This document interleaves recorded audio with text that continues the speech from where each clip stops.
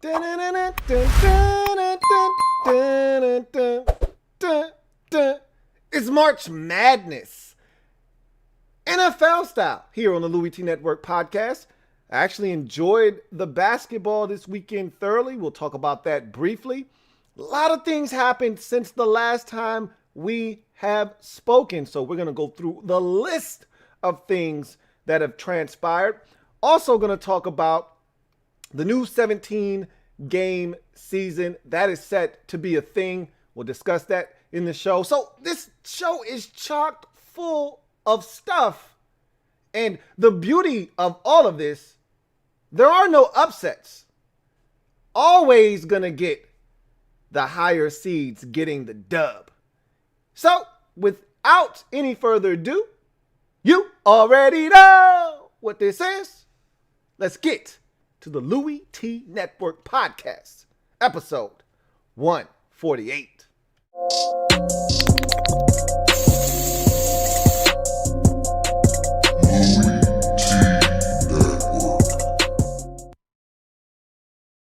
Who else could it be? Me, your man, Louie T. Welcome to the 148th installment of the Louie T Network podcast. I, of course, am your set man, Louie T. Thank you for joining me. Got a lot on the show. I mean, this show is jammed packed on all of the different items that have transpired since the last time we've talked. The league signed a new deal. All right, they got a new media deal in place. We're going to talk about that here in a second. It's a massive deal. A lot of changes coming. In case you haven't been briefed on all of this, I'm going to do that here today. A lot of players finding new homes. A lot of different things happening. Deshaun Watson, since the last time we've spoken, has some shit on his hands right now. We're going to get into that as well. And just a boatload of topics to discuss. How some of these teams have handled free agency. Speaking of teams handling free agency, what about the Chicago Bears? Man, they are being murdered in the media right now for their lack of aggression in free agency, or really just what they've done at the quarterback position, to be in more specific, because they swapped out Mitchell Trubisky essentially for Andy Dalton, which gets nobody excited. They tried. They swung for the fences with Deshaun Watson, or excuse me, Russell Wilson. And I think that kind of shows everyone that Russell Wilson probably isn't going to be dealt, which I never thought was going to be a possibility anyway. I know some people thought that that situation was starting to go awry. And I was like, it's still a top 5 quarterback in the league, similar to Deshaun Watson. Like, you just don't up and trade those guys because you got hurt feelings, you know. So I don't know. I've been hearing rumblings and grumblings about Seattle. If someone can guarantee them a young quarterback, they'll be willing to, move on from Russell Wilson. That situation doesn't seem right. I will say that. Seems like it's a little, iffy, at best. That foundation seems to have been rocked, and it doesn't seem like it's on firm standing right now. It does seem a little bit shaky, like it's on shaky ground. And to me, Pete Carroll and Schneider, they seem like a couple of dudes that have a big enough ego to where they're like, you know what, F Russ, we'll do this shit ourselves. And I'd really caution them with that thought, line of thinking. If that's what they're thinking, you didn't win shit before Russ. I won't say you won't win shit after him, but you damn sure haven't won anything without him. Okay, as I always tell Cowboys fans, when they start to get chesty, when they used to have Tony Romo at quarterback, just like they were doing with Dak Prescott, and they get a little chesty, and they say, we don't need this guy. We'll go find him. Okay, fine. But don't forget about the Drew Henson, Quincy Carter, Vinny Testaverde, Drew Bledsoe days before, okay? Let's not forget about those days. Don't forget about the Stephen McGee's and all of these bums you've drafted to try to find another guy, even if it's in a backup capacity that you haven't been able to do, okay? So it's not as easy as it may seem to find one of these guys, all right? And I don't think anybody thinks it's easy. My favorite team has been wandering in quarterback purgatory for the last 30 years plus, okay? So I can tell you firsthand, it's not easy finding one of these guys. the Seahawks would be a damn fool to let Russell Wilson go. That's all I'm going to say. But, that's something to keep an eye on. But the Bears situation isn't ideal. We'll talk about that a little bit later on when we get into the meat and potatoes of the show. But I want to talk to you guys about March Madness quickly before we move on. I wasn't really feeling March Madness going into Friday last week. And normally I'm a big March Madness guy. I fill out 4 or 5 brackets. And, I usually, you guys know, if you've been following me for a while, you know that I usually have a bracket challenge on my channel. And I have you guys fill out brackets. You get into my bracket league. And the winner of that has the first pick of who will be in the upcoming draft prospects, or draft wrap-up series. They have first dibs. They get to pick the first team that will be broken down in that series. I didn't do it this year because, as I just mentioned, I wasn't really feeling the brackets in March Madness. I wasn't in that headspace, I guess because it just felt different. I'm a little biased. I'm a Duke Blue Devils fan, and this was a horrible season for Duke. Nothing went well. Nothing went the way that it was supposed to. But then again, it was COVID. It was one of those years where nothing was going to go the way that it was supposed to go. And you've seen it reflect that in the tournament, where we've got all these double-digit seeds moving on to the Sweet 16. We may have more today. Obviously, we've got some games where one of the 2 teams playing is going to win, UCLA and Abilene Christian. So you're going to get another double-digit seed to make it to the Sweet 16, regardless of the outcome of that game. Both of them are double-digit seeds. You've got several others like Ohio, who's a 13 seed, vying for a spot potentially in the Sweet 16. So there are so many teams that have won that normally, if you were in a regular March Madness bracket situation, you wouldn't have to deal with this many upsets and this many teams like Oral Roberts advancing to the round of 16, because you'd have powerhouses like Kentucky and Duke to gobble up some of these young upstart programs, or not even young upstart programs, but some of these mid-major teams that are getting through, because you can't trust Oklahoma State as a 4 seed. They're not going to do what they're supposed to do. Okay. Ooh, the big bad Big Ten. Oh my God, it's the toughest league we've ever seen. Well, they're getting their asses mopped. Okay. Oregon just smoked Iowa, and I don't know if that was the best the Big Ten had to offer. I contend that it might have been. Even though a lot of people were banking on Illinois making some noise, they got smoked yesterday by Loyola Chicago. So the Big Ten was a big fraud in this tournament. And lo and behold, it's the damn Pac-12 that's smoking every damn body. I think they're undefeated going into today's action. Oregon has already taken down Iowa. Later on, you'll get UCLA going up against Abilene Christian. They'll have a chance to advance. I don't think the Pac-12 is lost yet. I'm just kind of racking my brain. Oregon State beat Oklahoma State last night, so that's another Pac-12 team advancing. The Pac-12 has been tearing shit up, wrecking shop. And I blame all of these Big Ten teams who aren't used to carrying the mantle, not used to being the big bullies on the block. That's why you need Dukes of the world, like Pac-Man, to gobble up some of these little dots so you don't have a bunch of them advancing to the Sweet 16. All of this shit is cool until we get to the Elite 8, and it's Abilene Christian. I actually like Loyola Chicago going back to the 2018 run. I actually rather enjoy them and their basketball team. Think they're actually a well-coached team. Porter Moses does a tremendous job. I actually think that's a good team, and I wouldn't be shocked if they won the whole damn thing. I don't think they're going to, but I digress. I mean, how many of these teams have we seen on the ropes? Houston, a 2 seed, on the ropes, fighting for their lives last night. Probably should have lost that game if we're being honest with one another. I mean, I wouldn't be shocked if no 1 seed makes it except Gonzaga. I mean, Michigan is missing one of their better players, and Livers I could see them getting beat at any time. They could lose to LSU tonight for all intents and purposes. I wouldn't be shocked if LSU took them down. I've watched LSU a few times going back to the SEC tournament, and they actually are a quality ball club. So I wouldn't be shocked if Michigan went down today. But I digress.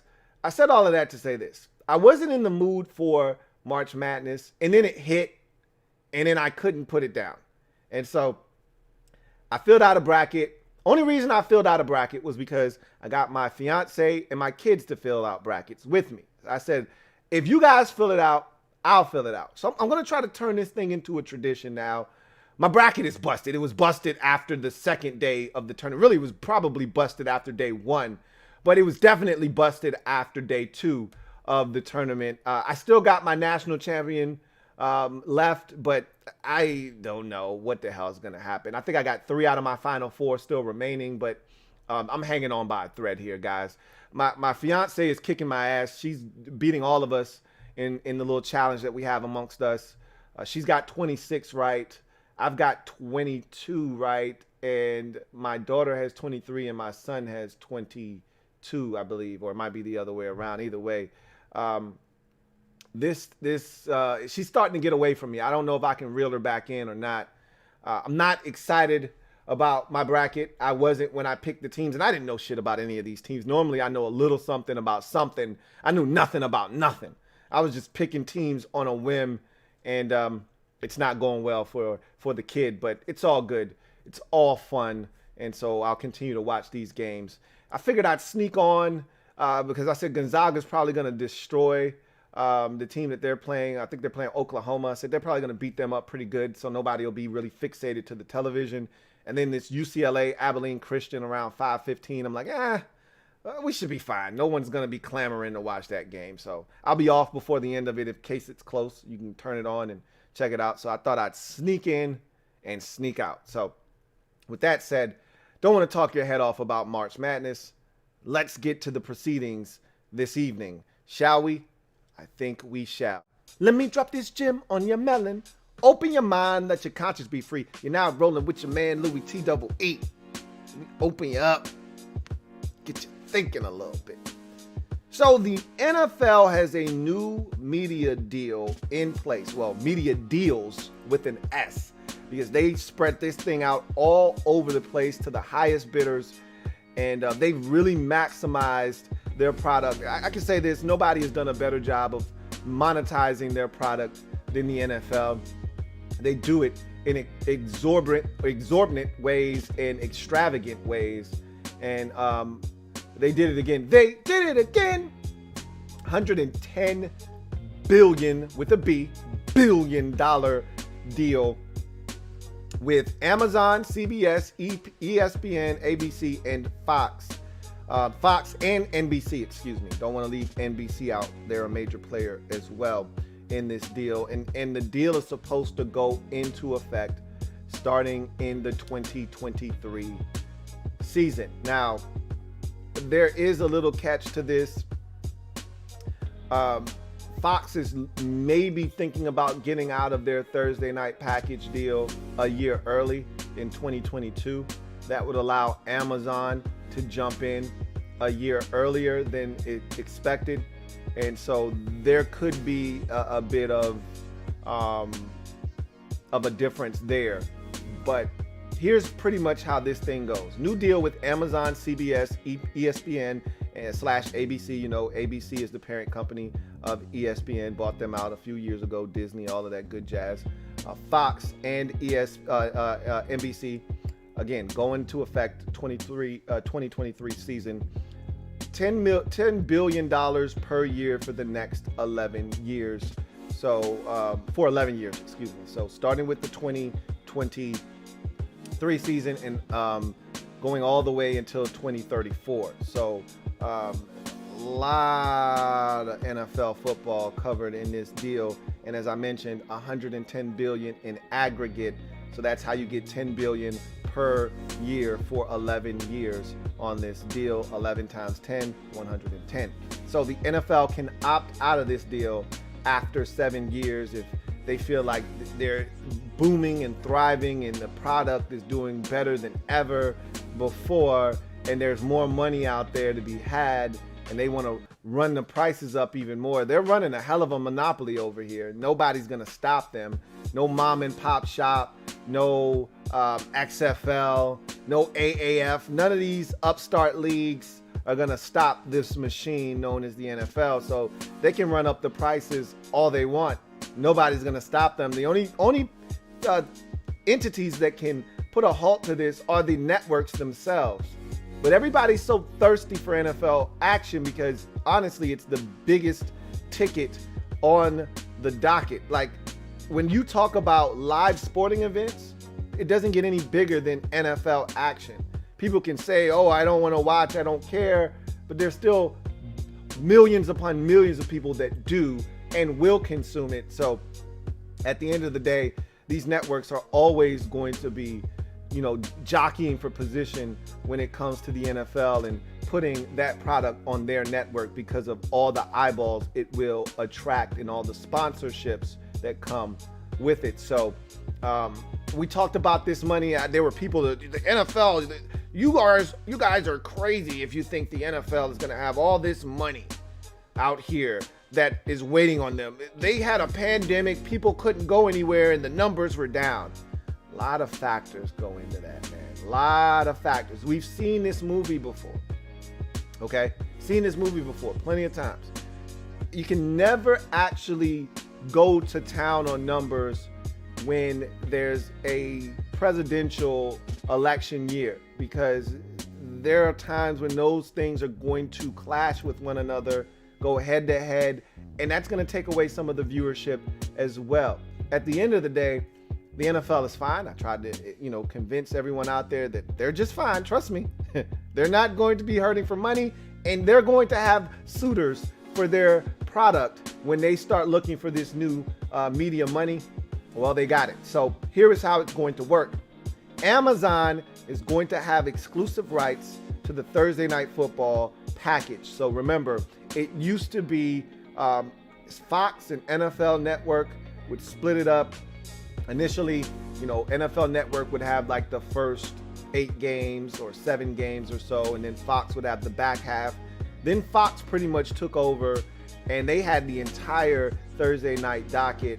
And you could also watch it on the NFL Network if you so choose. And a lot of times you could also stream it live on Amazon if that was to your liking and more convenient. But Fox was the biggest, fish there when it came to watching these Thursday night games. They were the main source for the Thursday night games and it being televised. Well, that's all set to change in 2023 under this new deal. Amazon will have exclusive rights to Thursday Night Football, which means if you don't have Amazon Prime, your ass won't be watching Thursday Night Football. So either you got one or two options, or 3 actually.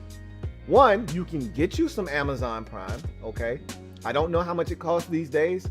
I've never paid full price for it, whether you're a college student, or whatever the case may be. There's always a loophole around having to pay full price for it, but whatever the case may be, I think it's like $99. All right, so let's call it $100. Yeah, let's call it a buck. So I think it's per, might be per year. I don't know how much it is per month. Whatever the case may be, don't get me the line. Get you some Amazon Prime. Your second option is find somebody with Amazon Prime, and you're gonna need their password, and that'll get you access to it. Or 3, just don't watch Thursday Night Football. You got 3 options. But Amazon is like, I don't really give a shit if you do or you don't. We're going to be showing it. We're the only show in town. You want Thursday Night Football, you're going to have to come to us. So, there's always been this debate with the NFL. Putting your product on, local television, all right, non-cable channels, to make it available for all out there for the masses. There's always been this debate between putting it on the local channels, for us it's 3, 10, 13, or it was, at least. I moved. It's no longer that. It's 4, 5, and 7 and 9 or some bullshit like that up here. But Fox, NBC, CBS, those channels, ABC, putting it on one of those channels where everyone has access. It's not a cable channel.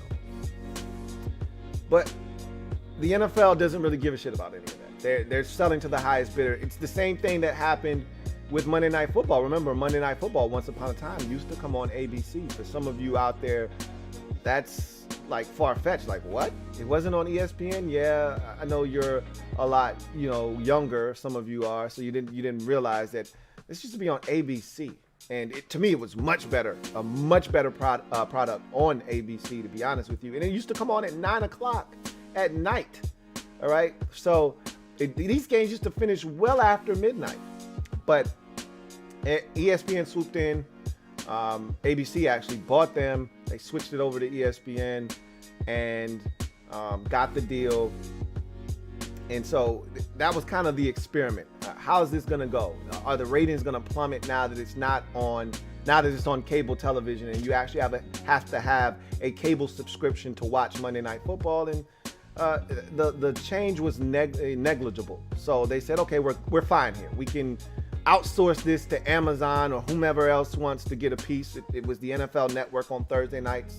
Now it's going to be Amazon, and you're going to have to find a way to get it. Or, as somebody just said, jailbreak a Fire Stick. That's another way. I didn't even know people still did that with Fire Sticks. I don't have a Fire Stick. Never have had one. I know plenty of people that have Fire Sticks. Do that as well. I got Amazon Prime, so I don't have to do any of that stuff. But in any event, Monday Night Football will now have flex scheduling, okay, on select Monday nights. So that's interesting because we used to clown Monday Night Football for the parade of bad games that they would put on. Actually, Monday Night Football was better than Sunday Night Football this year. And it wasn't by choice, okay? It just happened to be that way. The games weren't great themselves in terms of the matchups. We weren't looking forward to them, but they turned out to be gems.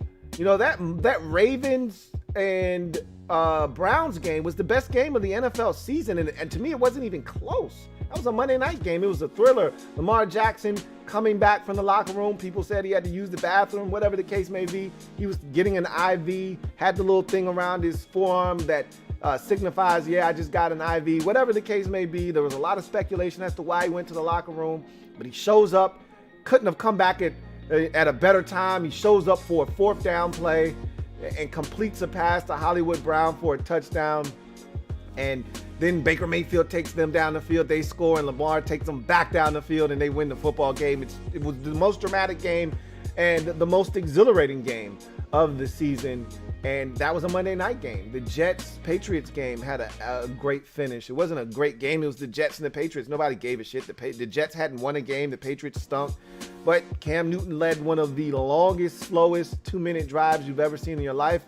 It's capped off by a Nick Folk, 53-yard field goal or something like that, and the Patriots win in walk-off fashion. That was a good contest. There were plenty of those types of games that were really, really good. Meanwhile, Sunday night didn't have a bunch of barn burners. They had a couple of good games on Sunday night. I remember that wild Cardinals and Seahawks game. I think that was a Sunday night game. That was a really good game, went into overtime. But there weren't many of them on Sunday night this year. I remember week 1, Dallas and the Rams, I thought was a pretty good game. But they had some stinkers. The week 17 game, Washington-Philadelphia, was a stink fest. And there were plenty of those on Sunday night. So I actually thought the Monday night slate was better this year than past years, especially. And it did help that they changed the booth, which was a mess. It was a major cause of contention amongst fans like myself. Something had to be done. They did it. I actually enjoyed their booth this year. At times I'm like, some of the things said are cringeworthy. But at the end of the day, I like Steve Levy. He's a hockey guy, though. That's why some of the things he says can be a little bit off-putting at times, because he's a hockey guy. But he's a veteran, and he's a good play-by-play guy.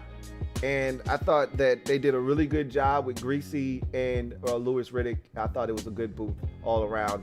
And so they will get flex scheduling in 2023, starting with that season, which means just like on Sunday night where they've got a less than desirable matchup late in the season, you might get that same Jets-Patriots game that we just talked about that was awful, on paper. Remember, late in the season on a Monday night, we got Steelers and Bengals. We didn't know that the Bengals were going to end up beating the Steelers in a what was a good football game. We had no clue. We thought that was going to be an ass thrashing. The Bengals were one of the worst teams in football, and the Steelers were kind of on a little bit of a skid, 2-game losing streak after starting the season off 11-0. So they needed this win to get back on track. We all expected them to get it. They threw up all over themselves, but had this been 2023, they would have flexed that game. They would have put a much better game on Monday night and gotten rid of a divisional clash between two teams that were going in opposite directions, or at least we thought were going in opposite directions, in Cincinnati and Pittsburgh. So now Monday Night Football will have the ability to flex in, and I'm assuming it's going to be late in the season, similar to Sunday Night Football. Like, you can't be flexing out games in week 6. I don't think they're going to allow them to do that. But as you get past week 12, similar to the Sunday Night Football capability of flexing out games, I think once you get past week 12 and we get later into the season, when we know what teams are playing for the postseason and what teams are ready to pack up their U-Haul trucks and go about their business and go on vacation, you can kind of decipher which games make the most sense for a public audience to consume versus putting on a game that you don't have any chance to control after the schedule was made in May. So that's a good thing for us as consumers of the product, that they will be able to put better games on late in the season on Monday night, because Monday night used to be I don't know if you guys remember this, but Monday night used to be the major primetime game. That was the game everybody wanted to play on. That was the game all the major networks wanted, was the Monday night game. Now it's the Sunday night game. That's the game that everybody wants to play on. That's the game that, the NFL views as its most important game of the week, is the Sunday night game. Well, ESPN/ABC is saying, look, we're paying all of this money, and they're paying the most money of anybody in this deal. We need to have more control over the games that we put on. So I think it's a good move by ESPN, and I think it's a smart thing by the league to allow them to have that power as well. ESPN and ABC also gained the right to broadcast the Super Bowl in this new deal. So remember, it was alternating years between Fox and NBC, Fox and CBS. They would go, alternating years. So this past year, Jim Nantz and Tony Romo did the Super Bowl on CBS. Next year, it'd be Buck and Aikman doing the Super Bowl on Fox. And then the year after that, it'd go back to Nantz and Romo, on CBS. Then it would be the number one team on Fox again, Aikman and Buck. And we just been doing that that song and dance for the last, 2 decades or so. That's what it feels like, at least. Maybe it's been 15 years or so. It feels like it's been 20 years, maybe even longer than that. That's all set to change with this new deal. You've got new players involved that want a piece of the Super Bowl pie, and it's a massive pie. And they say, hey, there's enough of this to go around for everyone. I want my slice. So now CBS, Fox, NBC, and ESPN/ABC are getting in the game. Now CBS and Fox have to share with NBC and ESPN/ABC. And so you're going to see a situation where CBS, Fox, and NBC all have the Super Bowl 3 times in the span of this contract, in this deal, and ESPN ABC has it twice. So follow me as we go through this timeline of how these games will be disseminated to the public audience on the Super Bowl. So every 4 years, you're going to have a new network or the same network do the game. So every 4 years, CBS is going to do the game. Every 4 years, Fox is going to do the game. Every 4 years, NBC is going to do the game. And then in between that time, ESPN and ABC are going to get 2 Super Bowl broadcasts, and they'll do it every 4 years as well. So in 2023, starting with the new deal, the first network to get the Super Bowl will be CBS. They'll get it in 2023. All right. Fox then gets it in 2024. Then NBC in 2025. ESPN, ABC gets it in 2026. Then back to CBS in 2027. Fox in 2028. NBC in 2029. Then ESPN, ABC in 2030. And then back to CBS 2031. Fox 2032, NBC 2033. So CBS will have it in 23, 27, and 31. Fox will have it in 24, 28, and 32. NBC will have it in 25, 29, and 33. And ESPN/ABC will have it in 26 and 30. So every 4 years, that network will have the rights to the Super Bowl. CBS kicks it off. They'll have it in 23, then 27, then 31. Fox will have it in 24, 28, and 32. NBC 25, 29, and 33. And ESPN/ABC 26 and 30. ESPN and ABC will get 3 doubleheaders each season. So this is a new thing in this deal. We've never seen this done before, where ESPN/ABC gets 3 doubleheaders each season. So let me talk to you about these doubleheaders. So we are accustomed to getting the Monday night doubleheader in week 1 every year. That's been a thing now the last maybe 8-9 years running strong, where ESPN gets the doubleheader. I actually absolutely loved what they did for us last year. They gave us a treat. They gave us the college football crew calling the first game. It was Giants Steelers, if you recall. They actually had Kirk Herbstreit and Fowler doing the game. Fowler and Herbstreit. I think Fowler is one of the best in the game. Love him doing college football games. If you ask me the best play-by-play in the game right now, and for football-wise, not just NFL, we're just talking football in general, I'm still a Mike Tirico guy. I think he's still number one. I still think he's the best. But after him, it's Fowler, man. I mean, he's awesome on those college football calls. And so him and Herbstreit doing the NFL game, I was actually thoroughly entertained, and I wanted them to stay in the booth. I was like, hey, just give me these dudes. But, you can't overwork these guys. They're college football guys. They're doing games on Saturdays. You can't have them turn around and they could, technically speaking, but that's not what they're looking to do. But I hope we get them again. I hope they don't, run some bullshit on us with Rex Ryan and Chris Berman like they used to. They used to throw those guys in that nightcap game. The second game is usually in the AFC West somewhere, Denver or Vegas, or Kansas City. It's one of those AFC West teams usually hosting that game, and it's usually 2 AFC West teams battling it out. Last year, who did we get in that second game? I can't remember.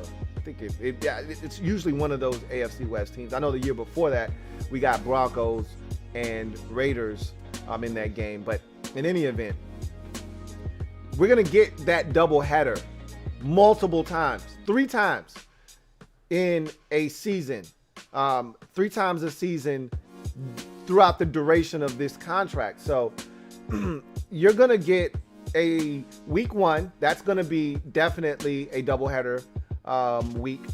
Let's say they decide that in week 9 they want a doubleheader week, and let's say they decide in week 15, which is usually one of the last telecasts on Monday night. It's not going to be that way this year, or 16 is usually the last telecast because everybody usually plays on Sunday in week 17. Well, it's going to be 18 weeks of football this year. We'll talk about that a little bit later on in the show. But let's say they decide in week 16 that they're going to go with the doubleheader look.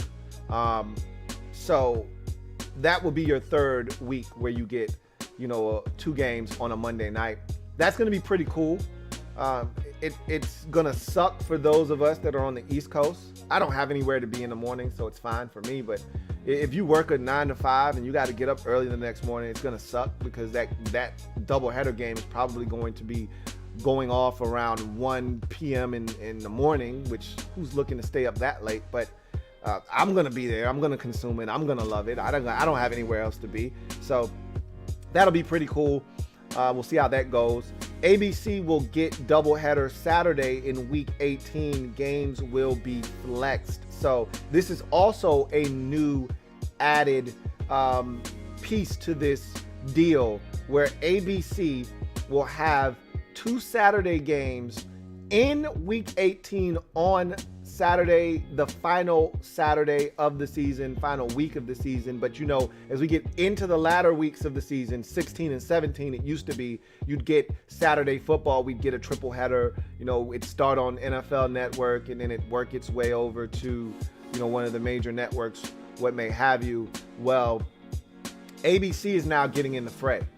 And they're going to actually have, remember, we never, ever had games on Saturday in the final week of the season because the NFL didn't want competitive advantages. You wanted everyone to be playing at a time that wouldn't allow someone else to know what the outcome of their season was going to be because the game already took place. Because if the Giants need the Cowboys to lose, they need to be playing at the same time, because if the Cowboys win, then the Giants know they're not playing for anything. And so the NFL doesn't want that. They want those teams playing at the same time.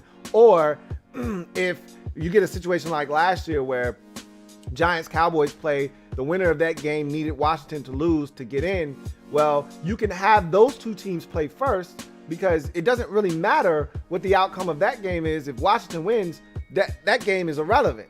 But if those two teams battle it out, you get a winner. Now they sit in anticipation with everybody else to see what happens in the Washington game if you wanted to put that one on later. What you can't do is put the Washington game on Saturday, because now they already know if Washington wins on Saturday, that game is meaningless on Sunday. So they wouldn't do that. What they would do is they would take that Giants and Cowboys game and they would flex that to Saturday, week 18, let those two do battle, knowing that the winner of that game would then be watching the Washington game in anticipation, knowing that if Washington lost, they would get into postseason. So that's how they're going to flex that week 18 Saturday with the doubleheader, is that they're going to take teams that no matter what happens, they're going to be relying on maybe another team to have to win or lose for them to get in, but it's not going to impact that other game. So it's going to be games that kind of stand alone in their importance.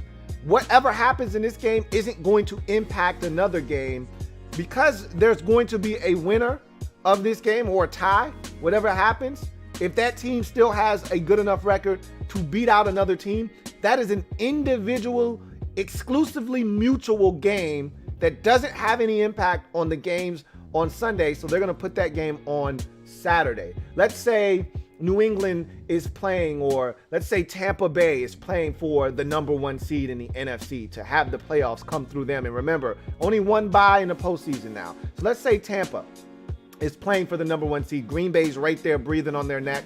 They have identical records, but the two teams played each other in the regular season. Tampa beat Green Bay. So if they win in week 18, they get the number 1 seed. So theoretically speaking, you'd want those two games to be happening at the same time, because you don't want Green Bay to rest their starters. If Tampa were to get the win on Saturday, they know we can't get the number 1 seed. We're locked in. We might as well rest our guys. But much like this past year, Green Bay still had to play for the right to have the number 1 seed.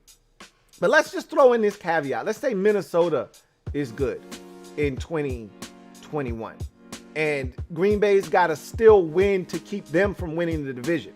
Even though Tampa winning would rule Green Bay out of getting the number 1 seed, they still need to win, because Minnesota is there, and if Minnesota wins and they lose, they don't win the division. They'll still make the postseason, but they won't get the home playoff game. And they won't get the second seed in the NFC playoffs. So they got something to play for. Then you could put that Tampa Bay game on Saturday, because it doesn't matter. Green Bay's still going to have to play their starters because something is on the line. So that's how they're going to have to really be careful with that. And they will. The NFL, they're no dummies. They know how to fix this stuff and orchestrate it so that it makes sense. But you see where they're going with that. That's interesting because we've never had Saturday football in the final week of the season.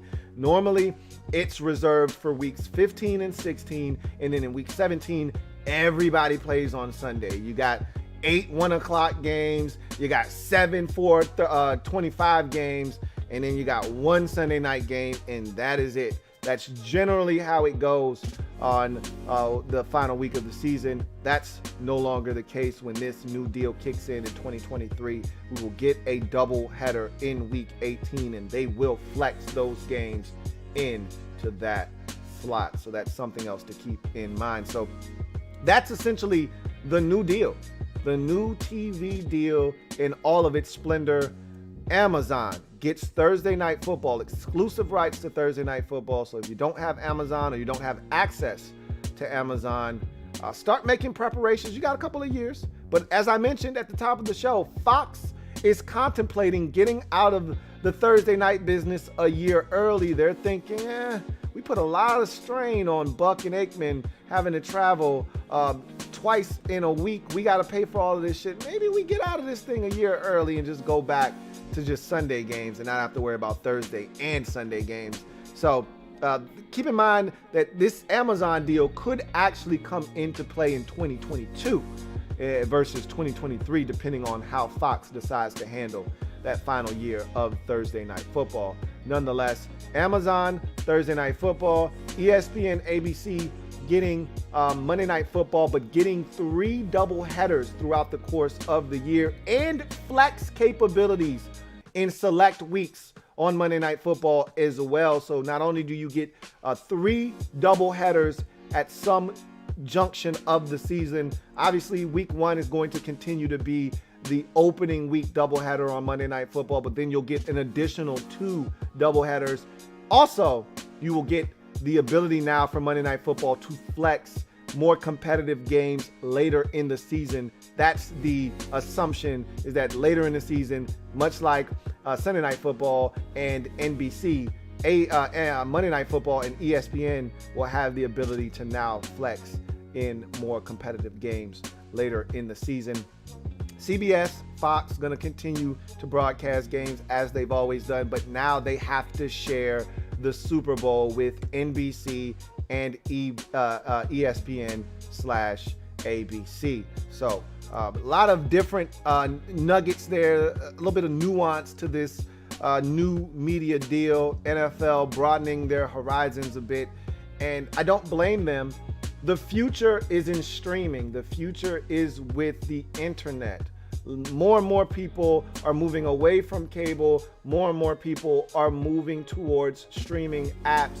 So the NFL dipping their toe in that water, and it's the smart thing to do because, again, things are trending in that direction. So with that said, I want to quickly move to a promo read, and I want to tell you that this podcast is sponsored by Manscaped.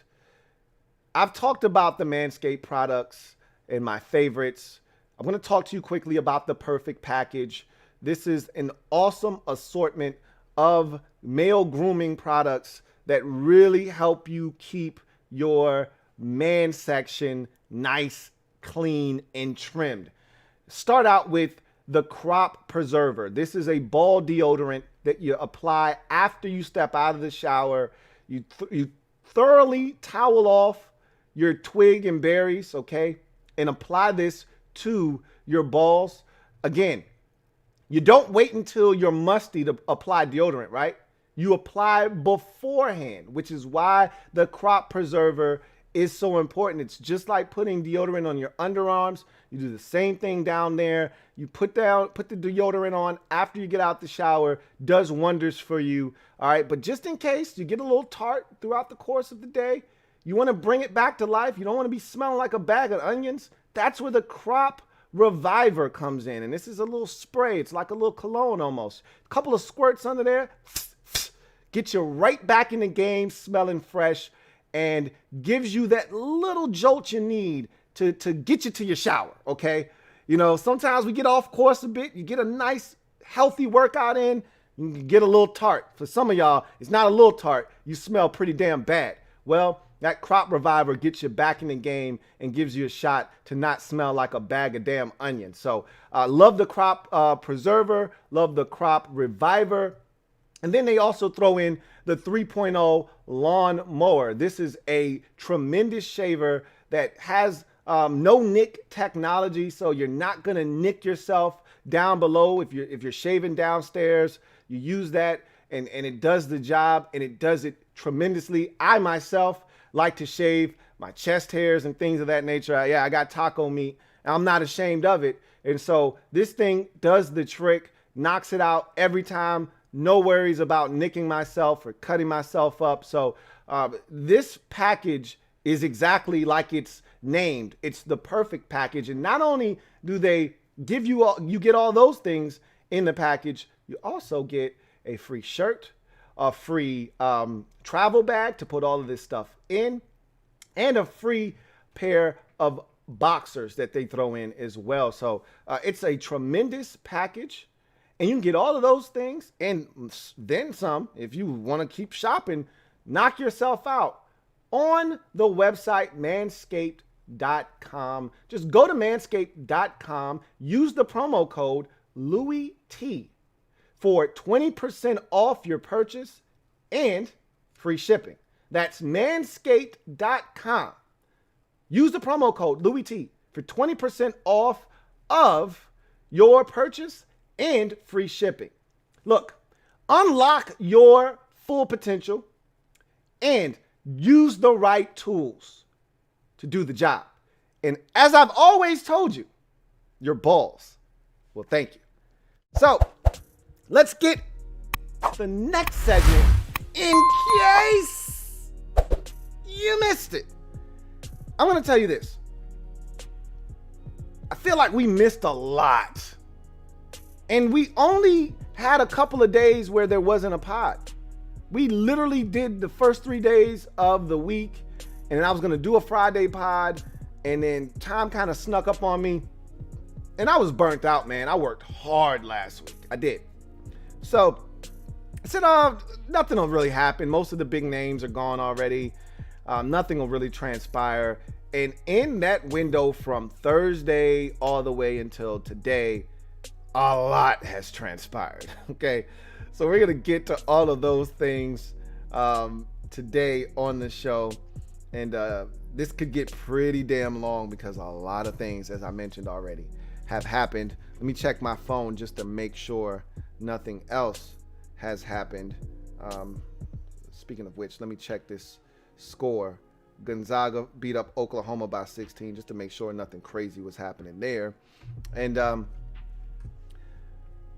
so, in case you missed it, Patrick Chung retires from the NFL after an 11-year career, winning 3 Super Bowls with the New England Patriots.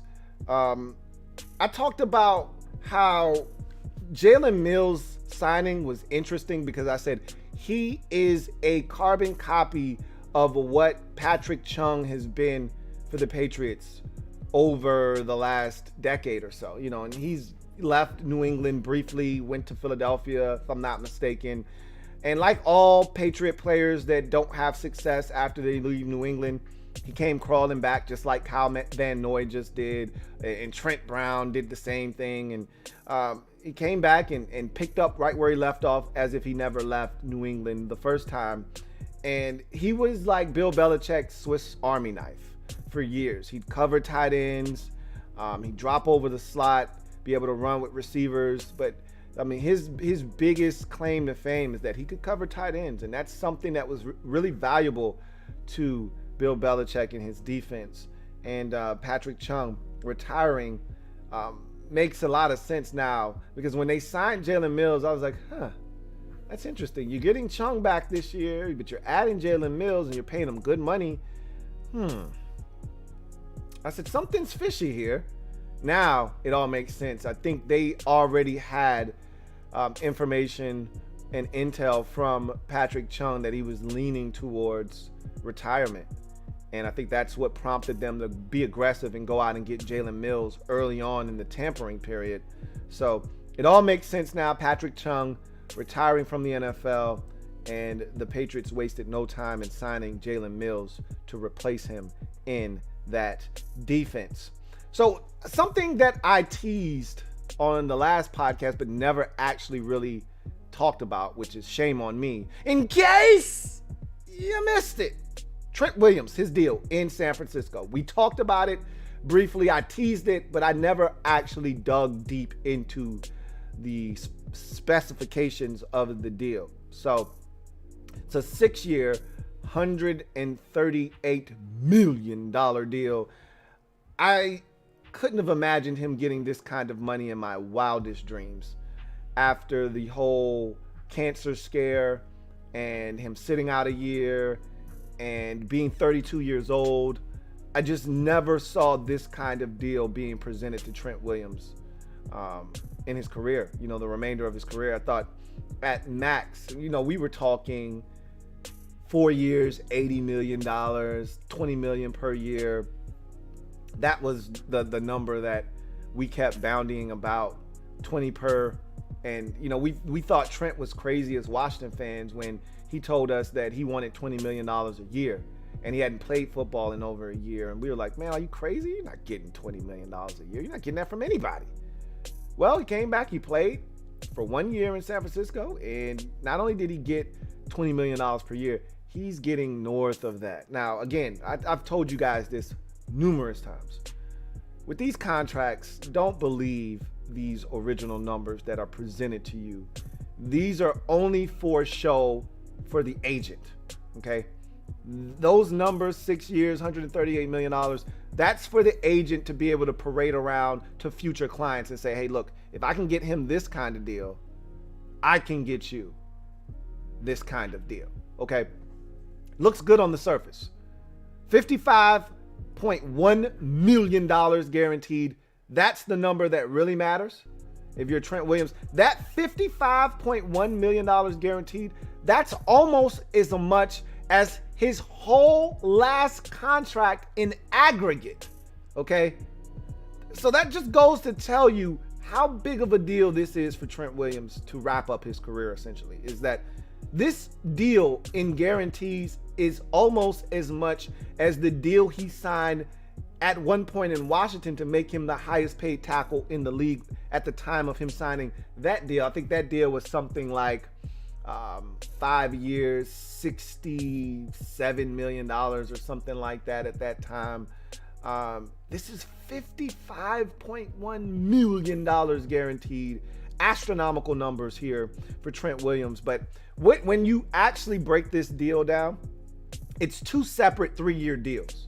So the first 3 years, he's going to play out. He's going to average around 20, I think it's like $23, $24 million per year. And then the 49ers have a chance.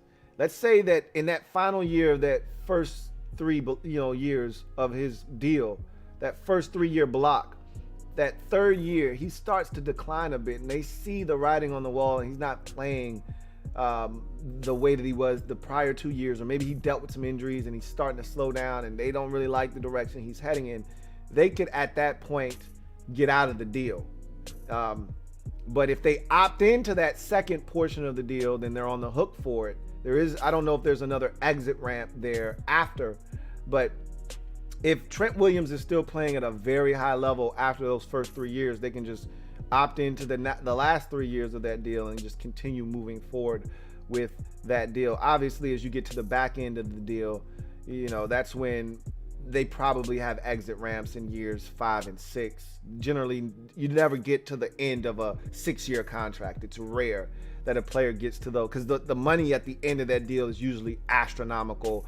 Either you're getting a new deal and they're tearing up your old deal, or we're restructuring at that point, or you're getting released, flat out cut at that point. No one ever gets to the back end of their deal because you push money, you push salary back into the end of the deal, because you know by that time you're either restructuring, you're renegotiating, or you're cutting that player. So that's how these teams always sign these massive deals. They just push a lot of the base money into the end of the deal, convert most of the base in the current years of the deal into bonuses, and that allows you to fit these large numbers under the cap. So that's a hell of a deal for Trent Williams. I'm happy for him.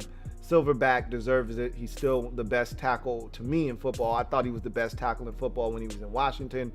And I think now with, the Tyron Smiths of the world and some of those guys no longer playing top-notch football, I think he's taken over the mantle as the best tackle in all of football.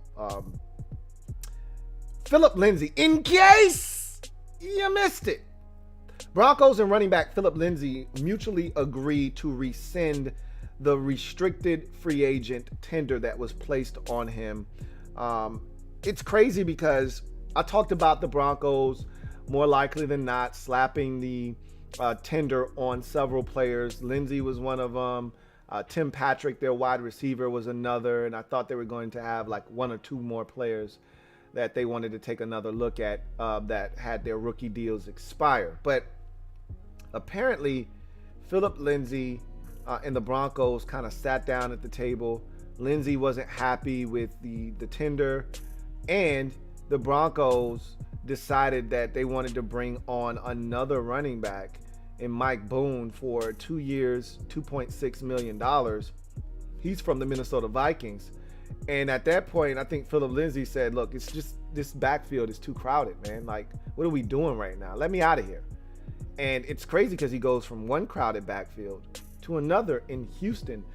He leaves Denver, promptly signs a 1-year, $3.25 million deal with the Texans. Keep in mind, Philip Lindsay hasn't made any real money in this league. He's an undrafted rookie out of Colorado. So, there was no real money there for him in that rookie deal that he signed. It's good money. It's better than working a 9-to-5, obviously, but in terms of NFL money, he didn't make any.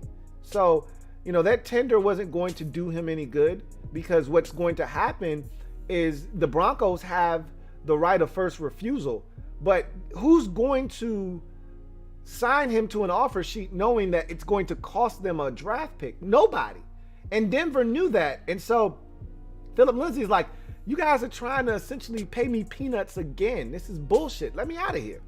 So they said, okay, all right, fine. We'll sign Mike Boone. He'll give us the depth that we need at running back, and you can go seek, your contract that'll allow you to make some money. And I think it was a good move by both sides. I applaud the Broncos for letting him out, because they could have continued to hold him hostage in Denver. And what was he going to do? Not play? So he gets out, goes to Houston, signs a 1-year, $3.25 million deal. Doesn't sound like a ton, but that's a lot of money for a guy that was undrafted. Okay. So he gets to sign that 1-year deal in Houston, gives them a little bit of speed in that backfield. Remember, they re-signed David Johnson. They signed Mark Ingram. Now they add Philip Lindsay. I'm like, that's a crowded ass backfield too. But at the same time, none of those guys I just mentioned has the type of speed that Philip Lindsay has.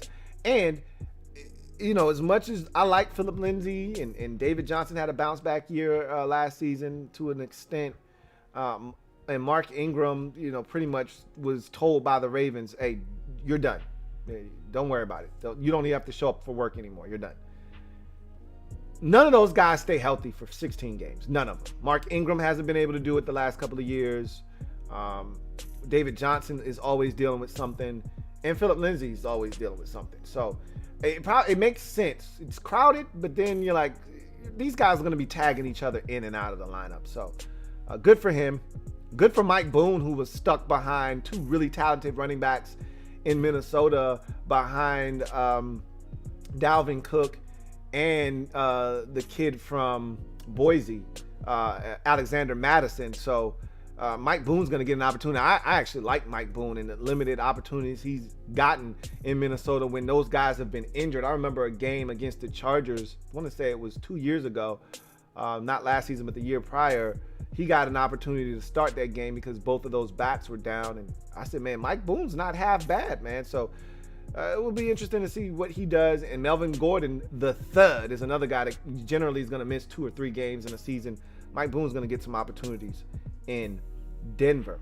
In case you missed it, Solomon Thomas, former second overall pick by the San Francisco 49ers, signs a 1-year, $5 million deal to join the Vegas Raiders. This is a really good deal for all parties involved. These are the kinds of deals that I'm most interested in this time of the year when we start talking about free agency. I don't get all excited about the Kenny Galladays and the Juju Smith-Schusters of the world, the Hunter Henrys, and I get excited about these deals right here. The 1-year prove-it deal for the former first-round pick who seems to be a bust at this point, that's looking for a fresh start to revitalize and revive his career. These are the guys that I'm interested in. The Solomon Thomases, the John Rosses, the Malik Hookers of the world. Those are the guys that I'm smitten by this time of the year. Solomon Thomas never lived up. And I wasn't the biggest Solomon Thomas fan when he was coming out of Stanford. I didn't see top 10, pick, top 5 pick written all over him. I said, I see a talented guy. I don't see a top, 10 pick talent here. And they had talented guys already inside, and Armstead and DeForest Buckner, and he just never lived up to the hype. And I think he had 6 sacks in his 4 years in San Francisco. Now he's going to have a chance to start anew in Vegas. Clean slate. Nobody asking him about being a bust. Nobody talking about how lousy of a player he is and what a wasted pick he is. Clean slate. Doesn't have to look over his shoulder in Vegas. Let's see what he does with this opportunity. Because if he squanders this, he's 1 foot out of the door, essentially. So we'll see what happens with Solomon Thomas in Vegas. Jayon Brown, in case you missed it, Jayon Brown, Titans inside linebacker, goes back to Tennessee on a 1-year, $5.3 million deal. This was the best case scenario for probably all parties involved. A lot of times when you see an injury like the one Jayon Brown sustained, I think it was an upper body, might have been an arm, might have been a chest or something, pec, whatever. Anytime you see one of those types of injuries where you don't play the entire season, you miss more, half or more than half of the season, it's probably just best to go back where you came from, because they know you, they know what you're about, they know your work ethic, they know your study habits, they know what kind of person you are, they know what kind of player you are, and they know what they're getting. Whereas if you go somewhere else and you sign that 1-year deal, you're probably not going to come away with $5.3 million. If he were to sign this deal in, say, Washington, I don't know you. I don't know you, Adam from Eve. I have no idea what you're capable of. I'm not signing you for $5.3 million. I might sign you for $3.5 million, but not 5.3. But the Titans know this kid. They drafted him. They've seen the potential, and they want to see this thing through, and he's going to get an opportunity to get healthy and get back on the field, and we'll see what he does. So Jayon Brown back with the Titans on a 1-year, $5.3 million deal. In case you missed it, wide receiver John Brown signs a 1-year, $3.75 million deal with the Vegas Raiders. And we're going to talk about the Raiders quite a bit because they were very busy shopping on the clearance rack. And I don't have a problem shopping on the clearance rack. They did this last year, if you recall. They got Nelson Aguilar on the clearance rack. He outperformed his contract with the Raiders last year. They probably wish they would have signed him to a 2-year deal instead of a 1-year deal.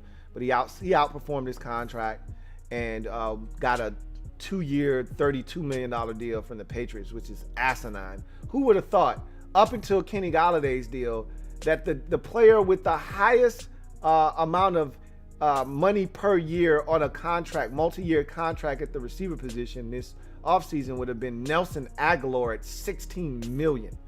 But John Brown is going to be their new Nelson Aguilar. 1 year, $3.75 million. If he can stay healthy, he'll have a chance to resurrect his career like Nelson Aguilar did. John Brown doesn't really need resurrecting as much as he just needs to stay healthy. He had an injury-riddled season last year with the Buffalo Bills. The year before that, he was outstanding for the Bills. Injury-riddled season, which coming into his deal with Buffalo, that was the knock on him coming out of Arizona, is he can't stay healthy. When he's healthy, he's a problem, but he's always hurt. Well, he was healthy early on in Buffalo. Towards the end, he wasn't. And so now he's going to go to Vegas and see if he can't get healthy again, ball out, maybe parlay it into another nice contract for him, probably the final one of his career, more likely than not. Remember last year, they also did it with a running back, and we're going to talk about that this year as well. But they didn't do it with a running back this year. They actually paid some good money for this running back. But last year, they did it with Devontae Booker, if you recall. So they were shopping on the clearance rack last year, came away with some gems. They're hoping to do the exact same thing this year with Solomon Thomas and now John Brown. In case you missed it, Rams trade defensive lineman Michael Brockers to the Detroit Lions. So you see where this is going. The Lions' new GM comes from the Rams. He goes to Detroit, and right away, Les Snead and the Lions' new GM start to make trades with one another because they're comfortable with each other. And so here's another deal where the Rams essentially were going to release Michael Brockers if they couldn't find a trade partner, instead of having to vie for his services with other teams. They just go ahead and give the Rams a 7th round pick and move on from Michael Brockers. So that's a 2023 7th round pick that the Lions will give up in exchange for Michael Brockers. And you know what's funny about this deal is Michael Brockers was one of the outspoken players when the Matthew Stafford deal was first commenced in LA, shipping Goff to Detroit and Stafford to LA. He said it's a clear upgrade essentially, in that, you know, this is going to give us a chance to win a Super Bowl. And now, because he's got traded to, you know, the team that Jared Goff is now on, and he's following behind him essentially, now he's had to eat those words and walk them back. And it's funny watching players moonwalk, especially when they had no interest in doing it and he had no reason to think that he would be in this spot, playing on the same team as Jared Goff and having to walk his statements back. And so it caught him off guard, and now he's like, oh shit, I did say that, didn't I? He's like, well, no. It kind of got misconstrued. Nope, there ain't no misconstruing here, bruh. You said what you said, direct quote, okay? You said what you said, and you meant what you said. And you weren't wrong, but now he's your teammate again. So now you got to look that man in the face after you said some bullshit. Anyway, he was like, yeah, man, Jared Goff took us to a Super Bowl, man. That guy can play. All right. So I hope he didn't take it the wrong way, because he took us to a Super Bowl. Yeah, Michael Brockers. Shut the hell up. Anyway, he ended up getting a new deal in Detroit. Good for him.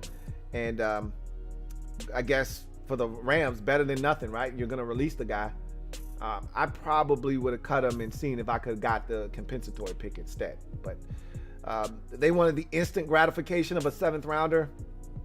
Knock yourself out. In case you missed it, speaking of the Detroit Lions, they signed running back Jamal Williams to a 2-year, $7.5 million deal. Remember, I always talk about nobody knowing what your stuff is capable of more than a family member. We've seen the Lions go down this road before. They did it with Geronimo Allison last offseason, even though he opted out of 2020. They went to Green Bay, signed him up. He'll be back this year. And now they're doing it again, this time signing running back Jamal Williams. They kept Aaron Jones, couldn't afford both backs. anyway, that makes a ton of sense. We knew they weren't going to re-sign both of those backs. I didn't think they were going to re-sign any of them. But Jamal Williams, I think, is a quality NFL running back, goes to Detroit and helps bolster that running back room. And remember, they already have their second-year running back out of Georgia, DeAndre Swift, who at the end of last season started to look like a first-round talent that they got in the second round. Add Jamal Williams to that mix, and I think they could have a nice little 1-2 punch there in Detroit. In case you missed it, sticking with the running backs theme, Marlon Mack goes back to Indianapolis on a 1-year, $2 million deal. That was one of the guys, if you recall, that I had on my best value list, one of those guys that I felt like was going to give you a 1-year prove-it deal for a steal of a back. And as I just mentioned with Jayon Brown, it makes a ton of sense to just go back to where you came from when you sustained the type of injury that Marlon Mack sustained last year, a torn ACL in week 1. Nobody really knows what you're capable of or knows what you're about more so than the team that drafted you, that you've spent the previous 3 years with. So it makes a ton of sense for him to want to go back there, because really nothing has changed in Indy. If he goes back there, other than the fact that they feel like they found themselves a new bell cow as a running back in Jonathan Taylor, whereas last year going into the season, Mack was viewed as the number 1 back, Taylor was the backup. I think those roles will be reversed a bit, and Jonathan Taylor will be the bell cow, and Marlon Mack will be the one spelling him, but it doesn't matter. It's still a great 1-2 punch. Jonathan Taylor showed that he can run at that speed that he showcased at the combine. That 4.39, I believe it was, is legit. But Marlon Mack can run himself, so that's going to be a good situation for him. And if he plays well, maybe he'll be able to parlay that into a contract of the long-term variety next year elsewhere. I don't think he'll get that money in Indy. I could be wrong. In case you missed it, Kyle Long comes out of retirement. So remember, Kyle Long retired. He was a Bear for the first 8 years of his career or so, then abruptly retires and decides, I got healthy. I wasn't feeling good. Body was beat up. Just needed some time to myself. I miss football, which we see this all the time. Guys are beat up. Gronk was the same way. Body beat up. Just needed a time to get away, let the body heal. You miss the game, you come back.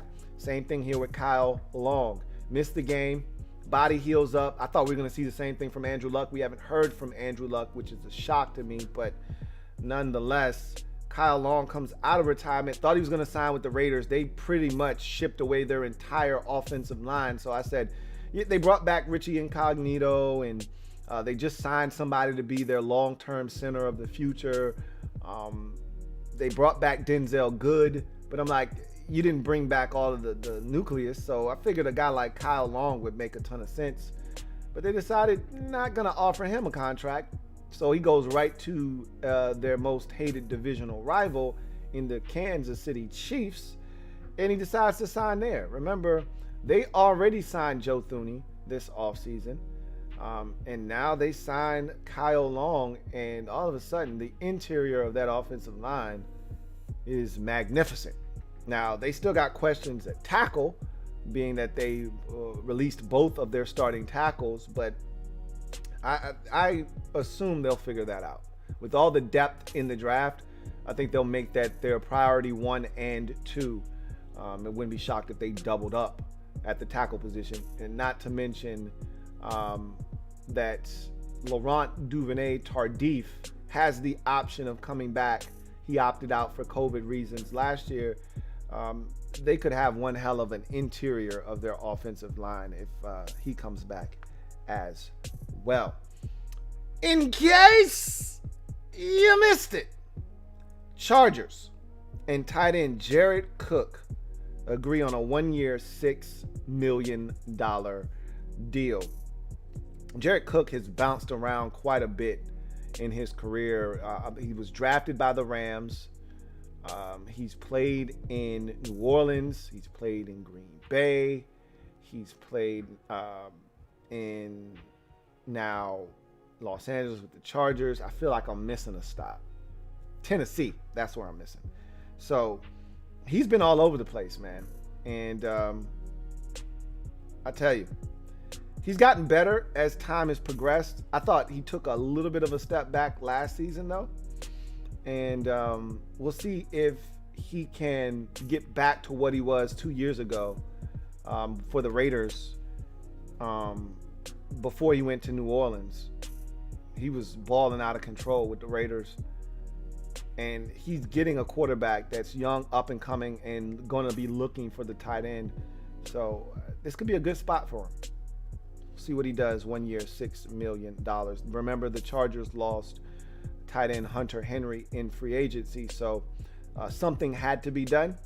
This is their answer to that loss. In case you missed it, Marcus Mariota asked to take nearly $8 million pay cut or be cut. And I've already talked about this numerous times. When a team asks a player to take a pay cut or restructure their contract, 99% of the time, it's with the thought in mind that if you don't restructure or you don't take this pay cut, we're going to cut you.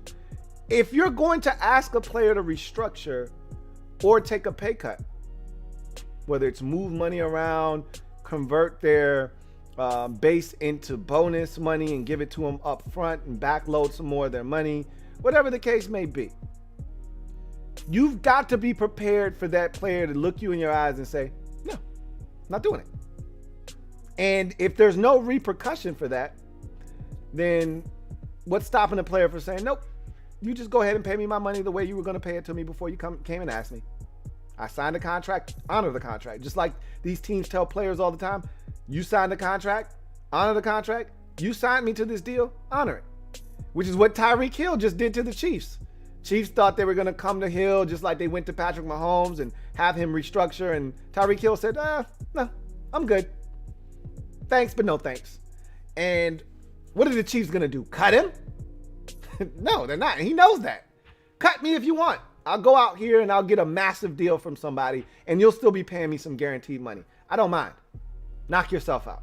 So in this case, the Raiders are like, we don't have to have Marcus Mariota. We just signed a backup quarterback 3 weeks ago. Okay. We feel really good about our situation. So either you take this pay cut or we'll cut your ass.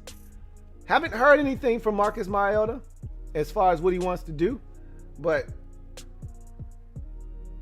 if I were Mariota, I would have wanted this proposed to me sooner. Before the Bears signed Andy Dalton. Before the Bills signed Mitchell Trubisky. Before Washington signed Ryan Fitzpatrick. Before the Patriots signed Cam Newton. I would have wanted this done before the Houston Texans signed Tyrod Taylor.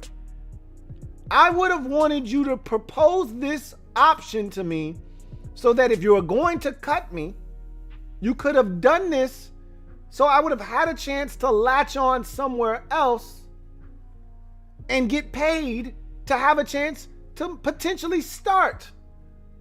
What the Raiders have done here is essentially they've sabotaged him. They've put him in a position where if he leaves, if he decides, nope, not taking a pay cut, and they cut him, he's going somewhere else, and more likely than not, he's signing on to be somebody's backup at minimal money. And he probably knows that, and his agent has probably told him as much. Like, dude, with the market being what it is now, there's no way you're going to go out here and get good money. And at best, you're going to sign a Mitchell Trubisky-esque deal to be somebody's backup. Like, Cincinnati needs a backup quarterback right now, even though I think they just re-signed Brandon. Allen. I think they re-signed Brandon Allen, but Mariota would be an upgrade over Brandon Allen. But it'd be negligible money. It'd be 1 year, $3.5 million, and Mariota's probably saying to himself, yeah, I might as well just take this pay cut and just hang around here for another year and then try it again next year when there are jobs available and an opportunity for me to potentially start and make some good money while doing it. So I haven't heard anything out of Mariota and his camp, but he probably is going to decide to take the pay cut. More likely than not. That's why we haven't heard him be released yet. We'll see. But had this been a week and a half ago, he would have probably said no to the pay cut and they would have cut him. And then he would have been able to find a new home, whether that's Chicago or Washington or Houston. Houston would have probably been the best place for him to go, especially if Deshaun Watson vows to never play for them again. You're definitely starting there. You know, Chicago, they told Andy Dalton, you're the guy, essentially. That's why he took the job. That's why he signed the contract. So that would have been another spot for him. Washington, desperate for a quarterback to come in here and wrestle away the job from a couple of guys that are unproven in this league. He would have had options had he gotten released last week this time. Instead, now everybody's found homes. The game of musical chairs at the quarterback position is over. Everybody's got a seat. There are no chairs left. And Mariota's looking like, really? You're going to come to me with this bullshit now? They knew what they were doing. The Raiders, they're not smart, but they are smart because they knew what they were doing here. I don't think he's going to refuse this pay cut. I think he's going to stay in Vegas. We will see what happens. Speaking of the Raiders, in case you missed it, Raiders signed running back Kenyon Drake to a 2-year, $14.5 million deal. Great place for him to wind up in an all Alabama backfield now with him and Josh Jacobs. As a matter of fact, I don't think the two ever crossed paths at Alabama. I think they might have overlapped by 1 year. That one Josh Jacobs freshman year might have been Drake's last year, where he ran the kickoff return for a touchdown back in the national championship game versus Clemson, the one they lost to Deshaun Watson. I think they overlapped by that 1 year. May have. That might have been the year before Josh Jacobs got there. Anyway, I digress. It's a good deal for him. It's good money for him. And it's a good fit for him in Vegas because Josh Jacobs was a guy that dealt with some injuries last year. He was a little banged up in his rookie season as well.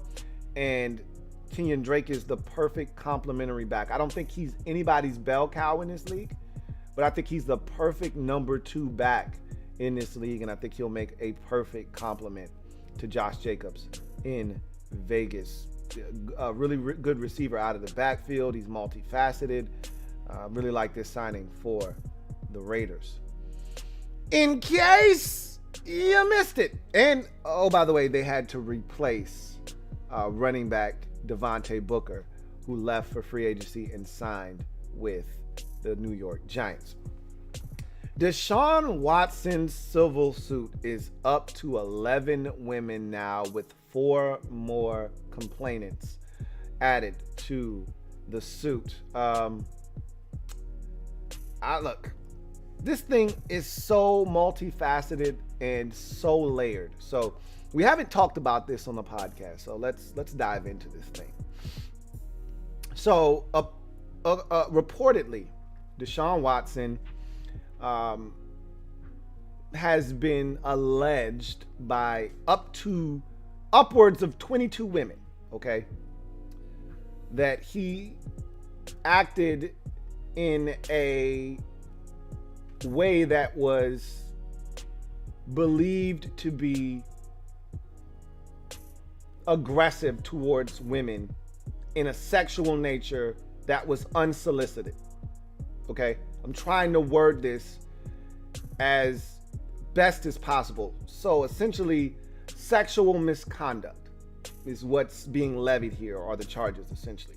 Now, none of these have been formally filed in a criminal court. All of these are civil suits, which kind of speaks to what Deshaun Watson said initially. When remember, and we did talk about this, when he put out the statement that said, hey, look, these are some baseless claims that are being levied against me.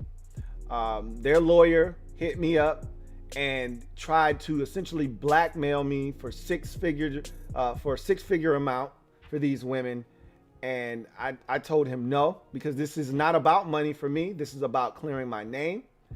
And I am innocent. I've never treated a woman in any way that has been disrespectful, essentially. And so none of this stuff is true. And, you know, the process will play itself out, and it will reveal that they're out for nothing but money. So that's essentially the statement that Deshaun Watson put out. We're talking about a week ago or so. Since then, this civil suit has gained a bunch of steam. More women have joined. The first person to claim that Deshaun Watson participated in some type of misconduct, sexual misconduct, was a masseuse. And all of these women are masseuses, or in some way, shape, or form came in contact with Deshaun Watson and said that he made aggressive advances towards them. In some instances, he tried to kiss them and it was unsolicited. In other instances, he wanted oral sex, trying to get some head. One lady said he forced her, which it's hard for me to believe that a guy can verbally say, I can destroy you at your profession if you don't give me head. And so you give him head and then you say, that's not right. It's one thing if he forcibly, like rape essentially, forcibly makes you give him oral sex. It's another thing when you get into the and again, I try to steer clear of these things because as his agent came out and said, David Mugleta, and he's a guy that has been in the media. You know, he was in the media for the Dwayne Haskins comments that he made once upon a time. But I thought what he said was spot on, very eloquently said this, and I agree with it. And he essentially said that sexual assault victims are real, and it's a really serious matter. And those that are convicted, accused, and convicted should be prosecuted to the fullest extent of the law, essentially. And those that have been sexually assaulted need to have their voices heard. Okay? Conversely, sexual assault claims that are false are also a real thing. And we've seen women do this before in the past.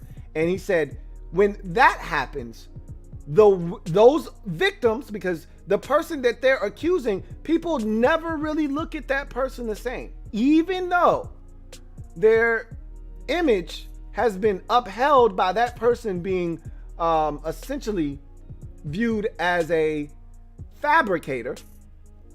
You still say, hey, some craziness going on over here. That person needs to be exonerated, and their legacy and their reputation and their name needs to be essentially put intact. And the person that is levying these false charges needs to be prosecuted to the full extent of the law. And I agree with that as well. Too many times we see people do this, women especially, but men can be guilty of this as well. But a lot of times it's women doing this, and they get a slap on the wrist for this. And that's not fair to the person who you've essentially defaced their character. So this is a sticky situation. A lot of women levying charges against Deshaun Watson. I find this to be really interesting, the timing of it especially. The lawyer in this case seems to be a bit of an ambulance chaser. He's well known in Houston. He came out and had a press conference talking about, I don't need the money. If I don't make another cent the rest of my career, I'll be just fine. So this isn't about the money. All right.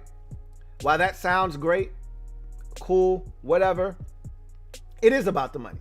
Don't play yourself and don't try to make it seem like you're this champion for justice and that you want to make sure that this bad man is taken off the streets. This is all about money. That's what civil suits are about, money. If this were about anything else, you would be filing these cases in criminal court. And if there's not enough in criminal court, then sometimes you go to the civil court. But this is about money. And the fact that he tried to act like he doesn't know Cal McNear, even though he acknowledges that Cal McNear and he live in the same neighborhood, and he tried to act Cal or Hal or whatever his name is, that's bullshit.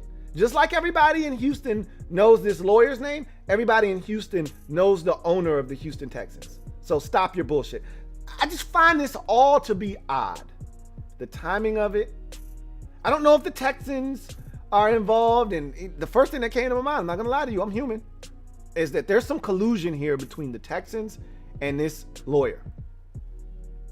Because this could benefit the Texans in a multitude of ways from a Deshaun Watson standpoint. Now he's damaged goods. Now the Texans look like the knight in shining armor. Hey, we still love you. All of this is going on. We still love you. We still want you.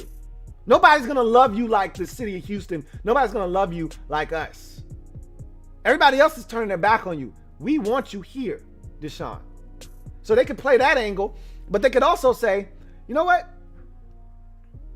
You see what's going on with this kid right now? We should move on from him. He's a cancer, and it would kind of justify, even though it wouldn't. We all know, well, I can't say we know anything. We think we know Deshaun Watson's character. We don't know. We have no idea. But he's been nothing but an upstanding citizen to this point of his career. He's done nothing but good things in the community. Again, I don't know Deshaun Watson the person. None of us do. But I can tell you this. The Texans could try to spin this thing and say, look, man, this guy he's bad news. If you want him, we'll trade him to you now because we don't stand for this kind of stuff. We don't want this in our organization. Just to kind of save face for their organization. Because trading Deshaun Watson would be the stupidest thing they could do. Period. End of discussion. So there's so many different layers to this and ways you could view this. You know, you could look at it from a number of different lenses. All I'm going to say is that we need to let this process play itself out. See what happens. Hear all the allegations. See how this thing goes. And we'll move on from there. I'm going to say this. This smells fishy. And I'm going to leave it at that. In case you missed it, Bills signed quarterback Mitchell Trubisky 1 year, $2.5 million to back up Josh Allen. It is a great move for the Buffalo Bills. I don't necessarily love this for Mitchell Trubisky, but honestly, where the hell else was he going to go? I would have thought the Houston Texans would have said, look, fine, you don't want to come back? We got Mitchell Trubisky. We'll roll with him. Like, as a Texans fan, I would be much more excited about Mitchell Trubisky than I would Tyrod Taylor. That's just me. But in the same breath, Tyrod Taylor is of descent of Teddy Bridgewater and Alex Smith. And so he is in that same quarterback sphere, if you will.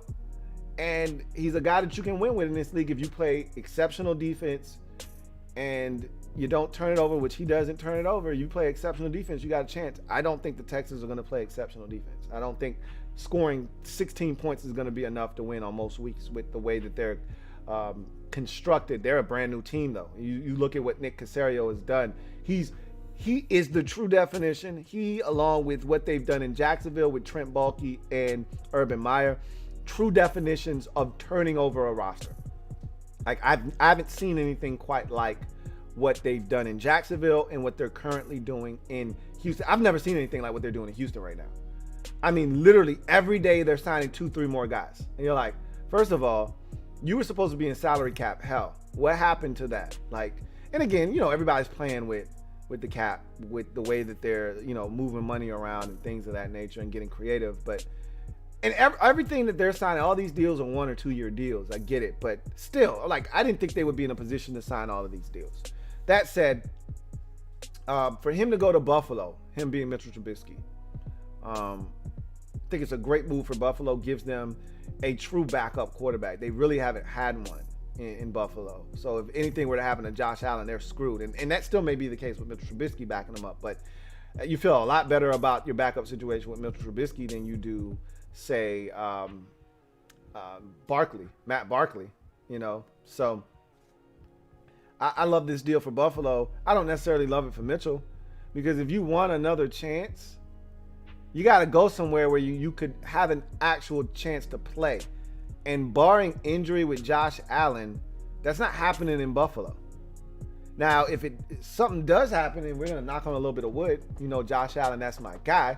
So we'll knock on a little bit of wood. But say something does happen to Allen for a 3-week stretch. He's got to be out of the lineup, turns his ankle running, and he's got to miss 2 to 4 weeks, and he misses 3 weeks. And Mitchell Trubisky comes in and plays extraordinary in that 3-game stretch. They win 2 out of the 3 games, and the only one that they did lose, they lost on a last-second field goal, and the defense didn't get stops, but the offense put up 30 points, but they lose the game 32-30, and Mitchell Trubisky was outstanding in that game as well.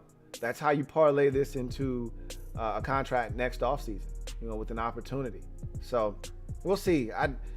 I don't think Mitchell's going to see the field. That's the problem with this deal, is I don't think he's going to play very much. But we'll see what happens. That is for sure. I thought it would have been a more robust market for Mitchell Trubisky, but apparently a lot of people have soured on one Mitchell Trubisky, and I can't say that I blame them. In case you missed it, Giants signed tight end Kyle Rudolph to a 2-year, $16 million deal. This is a guy, I'm not going to lie to you, I wanted my Washington football team to sign. I was told by multiple Vikings fans that this guy still got something left in the tank. And I was really interested to see if we could kick those tires. And I get it, it's not an apples to apples comparison, because last year Washington was interested in bringing on board Greg Olsen. Grego! But that was because Ron was trying to change the culture, and Greg Olsen knew all about the culture and was a guy similar to Thomas Davis that would have been able to help instill that culture. Kyle Rudolph, not so much, because he never played for Ron Rivera. So there isn't that connection. But I thought we could use a veteran tight end on this team. And I thought Kyle Rudolph would have been the perfect guy. Pass catching threat that can block and still do everything at a relatively high level behind a guy that you think is continuing to grow at the tight end position. I thought it was the perfect situation. Instead, we allow him to go to a similar situation with the Giants and be the second tight end behind Evan Ingram. And that's a good signing for the Giants. I've honestly, the Giants have had a really strong offseason. Really, really strong offseason. We'll talk about them a little bit more later on in this segment. Allen Robinson, in case you missed it, signs his franchise tag, $18 million. This was a really interesting situation, the way that it all unfolded. So Allen Robinson, when he initially was slapped with the franchise tag, vowed not to sign it. He was pissed off, didn't want to be back in Chicago on a franchise tag. It wasn't that he didn't want to be back in Chicago. He just wanted a long-term deal. The Bears opted to slap the franchise tag on him instead of the long-term deal. He was not happy about it. He would have really liked to have tested free agency, and there would have been a lot of money. Seeing as what Kenny Golladay got, there would have been a lot of money out there for Allen Robinson had he hit the free agent market.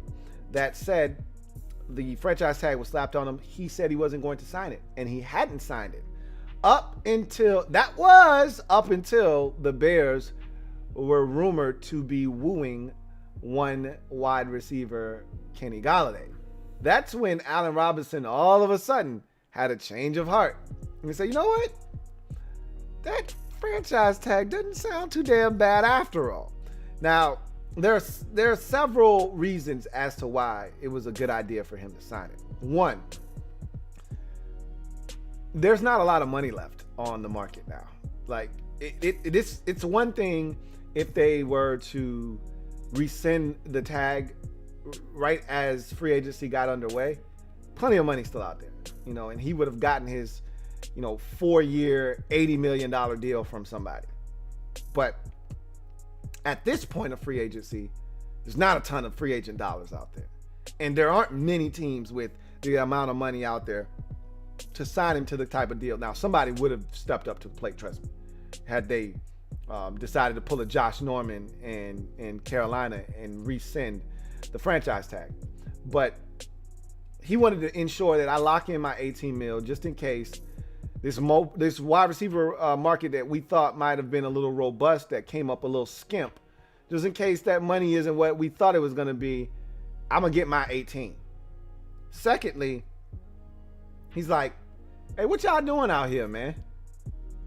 I'm the number one guy here. Look, I don't know who the hell the quarterback's going to be. Not excited to catch balls from Andy Dalton or Nicholas Foles again.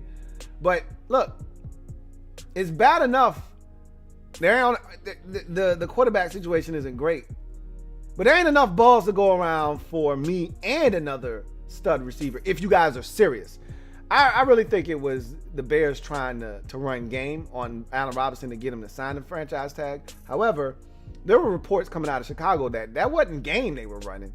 They really were interested in tag teaming those two because they are looking to overcompensate for the quarterback position. Like, hey, if we got to trot out Nicholas Foles and or Andy Dalton, the least we can do is give them weapons that they can't fail with, okay? One beast on one side and another beast on the other side. If they can't succeed with that, then I don't know what to tell you. So they really were going heavy after Kenny Golladay, and Allen Robinson was like, let me stop bullshitting and sign this franchise tag before they do something crazy like sign him and do what they just did to Kyle Fuller and cut my ass loose. So he went ahead and signed that shit quick, fast, and in a hurry, and I don't blame him. He will be playing under this franchise tag of $18 million if he does not reach a long-term deal with the Bears, which if I'm him, with the way this organization is going right now, there's no way in hell I'm looking to sign anything long-term with this organization at all whatsoever.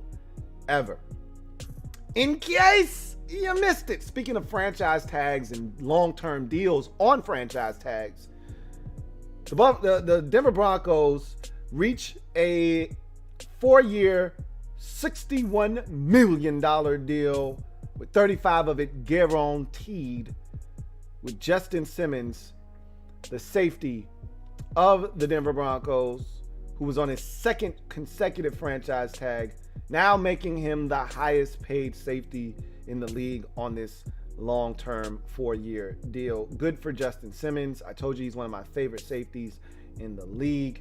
The Broncos knew what they had, which is why they franchise tagged him last year. They did it again because they knew if they didn't, he was going to get this kind of money on the free agent market. And so good for all parties involved. And now it's amazing. You go from, as a matter of fact, let's go ahead and couple this other move that Denver made as well. Kyle Fuller, in case you missed it. I just talked about the Bears and them releasing Kyle Fuller. They released Kyle Fuller. He was due to make a bunch of money. They had to clear out the cap space to make some of the moves that they had made. And they were trying to get Kenny Golladay. Like, if you got to cut Kyle Fuller as a cap casualty, you shouldn't be out here trying to sign Kenny Golladay. Like, what the hell are you doing anyway? I digress. He gets released, kind of resets the cornerback market because everybody's looking around like, damn, I wish he was available earlier in the free agent market. I wouldn't have gave Patrick Peterson $10 million if I were the Minnesota Vikings. I would have gave that money to Kyle Fuller on a 1-year deal. But the Broncos come calling, and just like that, 1 year, $9.5 million deal for Kyle Fuller.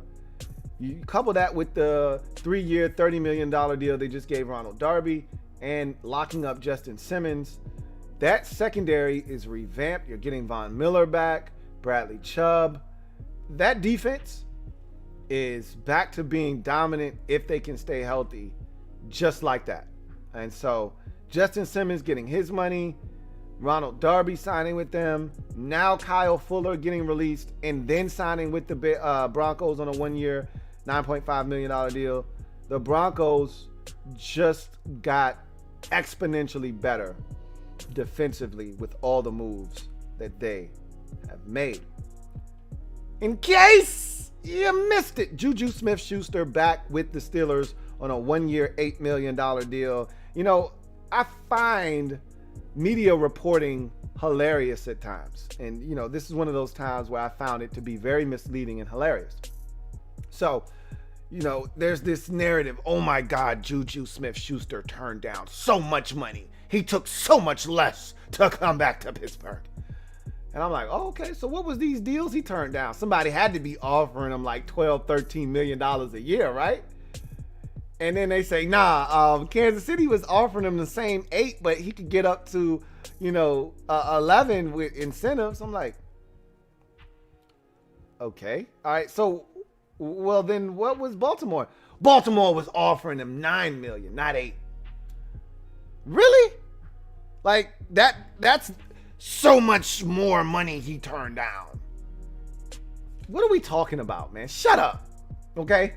It'd be one thing if somebody had a 4-year, $60 million deal on the table and he turned that down to come back to Pittsburgh on a 1-year, $8 million deal. Okay, now that makes a ton of sense. You know, he just turned down a 15 a year type of deal. I get that. That's a lot of money he just turned down to come back to Pittsburgh for 1 year. But if you're talking about Kansas City offering him a 1-year, $11 million deal and 8 of it is guaranteed with 3 potentially earned in incentives, or let's just say it's a 3-year, $24 million deal and it can get up to $33 million in incentives, that's still bullshit. Okay, he didn't turn out a bunch of money. He went back to Pittsburgh because there were no offers out there that knocked his socks off. He talked to the Jets. They didn't actually formally offer him a contract. I think the Bears came in late, but they weren't talking about anything. They weren't serious. And then you looked at the Ravens offer, you looked at the Chiefs offer, and neither one of them were high enough to make me feel like going back to Pittsburgh, which is, I told you, I felt like he was a Steeler through and through, which he kind of said, himself, but it's a 1-year deal. Doesn't mean he'll be back after this 1-year deal, but it wasn't anything big enough to make him feel like going back to Pittsburgh wasn't the right thing to do. And at the end of the day, I think that's what it turned out to be. So, oh my God, he turned down playing with Mahomes and Lamar Jackson and took less money to do it. Shut up, okay? Shut up. In case you missed it, Kenny Golladay, 4 years, $72 million, 40 of it guaranteed the New York Giants. I gotta admit, I did not think this type of money existed for Kenny Golladay in this wide receiver market. I didn't. I didn't think he was going to get $18 million. And there was a report on like Saturday that he wanted 18 and a half. And I'm like, I laughed. Good luck with that one, buddy. Like to see you try and get 18.5. You turned down 18 to 19 from the Lions last year, and now you're trying to midpoint that and get 18 and a half to make you feel better about turning down the money you turned down last year. It's not happening, bruh. You effed up. And then he pulls this one out of his ass. 4 years, $72 million. We heard that Golladay wanted to play for the Giants. He was offered a 1-year prove-it deal, essentially, in Cincinnati. He turned that down, told his agent, I want to play for the Giants, make it happen. And that he did. And so Kenny Golladay, man, this is a really big deal for a guy. First of all, I'm glad my team didn't sign him to this deal. I was not interested in paying Kenny Golladay $18 million a year. That said, I like Kenny Golladay as a football player. 2020 was not a great representation of what he's been. The previous 2 years, he was exceptional and hadn't really missed too many games, prior to 2020. So I don't want to come with the injury-prone narrative because that was last year. Let's see if that happens again in 2021 and moving forward. The biggest thing is he a true separator? And, you've been hearing rumblings and grumblings about this guy. Is he a team player? Is he a great locker room guy? There's a little bit of diva, me, I don't know that to be true. I don't know Kenny Golladay. I can't confirm nor deny any of that. I know it's a lot of money for Kenny Golladay. That kind of money, $18 million per year, is reserved for the elite of the elites. Is Kenny Golladay that? I don't know. I've said that I think he's a number one. I did not say I thought he was an elite of the elites. So he's going to have to prove that. But I think this is a good move for the Giants because they didn't have this kind of player on their team. And so what this does, and I've always said this, when you don't have a true number one wide receiver, everyone's not properly slotted. Everyone's not where they belong. You've got twos posing as ones, you've got threes posing as twos, and you've got fours posing as threes. Everything's all effed up and out of whack. Now with the insertion of Kenny Golladay, Darius Slayton doesn't have to pretend to be a number one wide receiver anymore because he's not. He's a number two. And he's got the potential to be a damn good number two in this league. So now he doesn't have to pretend. He doesn't have to be a fraudulent one anymore. He can just be what he was made to be, a damn good number two. Now, instead of Sterling Shepard trying to stay healthy to become a number two, he can be what he's supposed to be, one of the best third options in the entire league. You see where this is going. John Ross was brought on board to be a number 4 target, not a number 3 option. All of this shit makes sense now because you got a number 1 wide receiver. So for the Giants, it makes a ton of sense.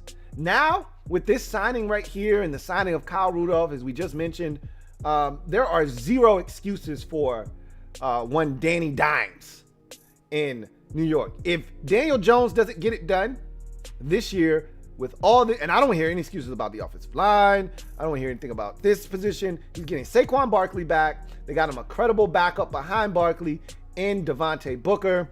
You added another tight end. So if Evan Ingram decides he wants to drop the football because he's got parquet on his hands, you can say, all right, stop throwing the ball to him, start throwing it to Kyle Rudolph. So you've got another viable option at the tight end position. And now you go 4 deep at wide receiver.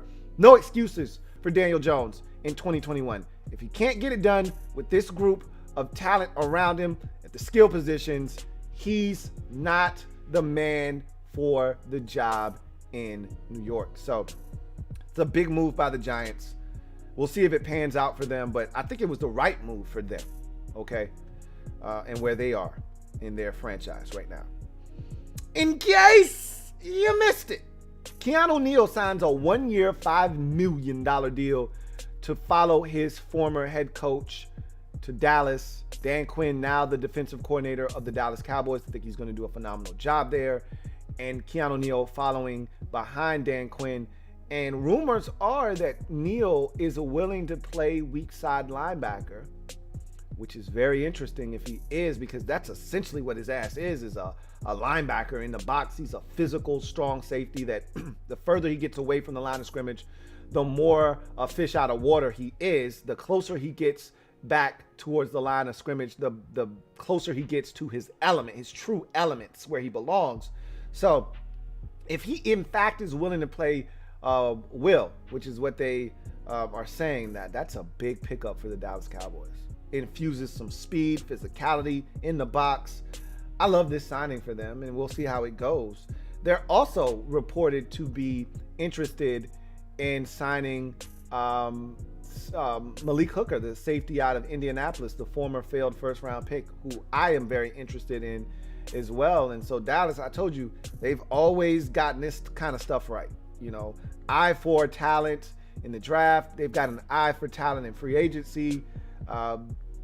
They're willing to take chances that other teams aren't. That could be a really good signing. We'll see what happens there with that situation. In case you missed it, Saints get a massive COVID-19 penalty. I don't know if you call this massive. That's what people are reporting. This is massive. We haven't seen anything like this from a COVID-19 standpoint in terms of penalties. So I guess it's massive in that regard, but I don't consider a 6th round pick in 2022 and $700,000 massive, okay? These owners wipe their asses with $100 bills, and a 6th round pick, whoop-diddy-do, okay? There are drafts that the Saints have where they only draft 4 guys. You think they give a shit about a 6th round pick in 2022?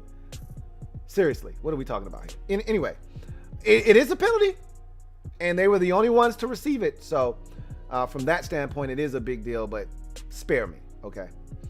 In case you missed it, Deshaun Jackson lands a 1-year deal in LA with the Rams. He reunites with Sean McVay, his ex-offensive coordinator, back in Washington. And to me, this is a perfect fit in that offense with Matthew Stafford, who loves to chuck it deep. Deshaun Jackson goes back home. He's from the LA area, so he doesn't have to leave where he's comfortable. I don't think he really cared to play for the Eagles last year. He was injured, but any little tweak last year and he missed 8 weeks. He just didn't give a shit. I think he's happy to be back home in LA. He's in an offense where he's not going to be a guy that they're heavily relying on. They got Cooper Kupp. They got Robert Woods. They did lose Josh Reynolds. He just signed with the Tennessee Titans, did Josh Reynolds, but they got plenty of weapons out there. You know, they drafted the kid out of Florida last year, Van Jefferson. They are not hurting for weapons at all in LA. So he can come in, do his thing, run, you know, a skinny post, or he can run the go ball and beat somebody for a 65-yard touchdown, because we know that's what D-Jax does.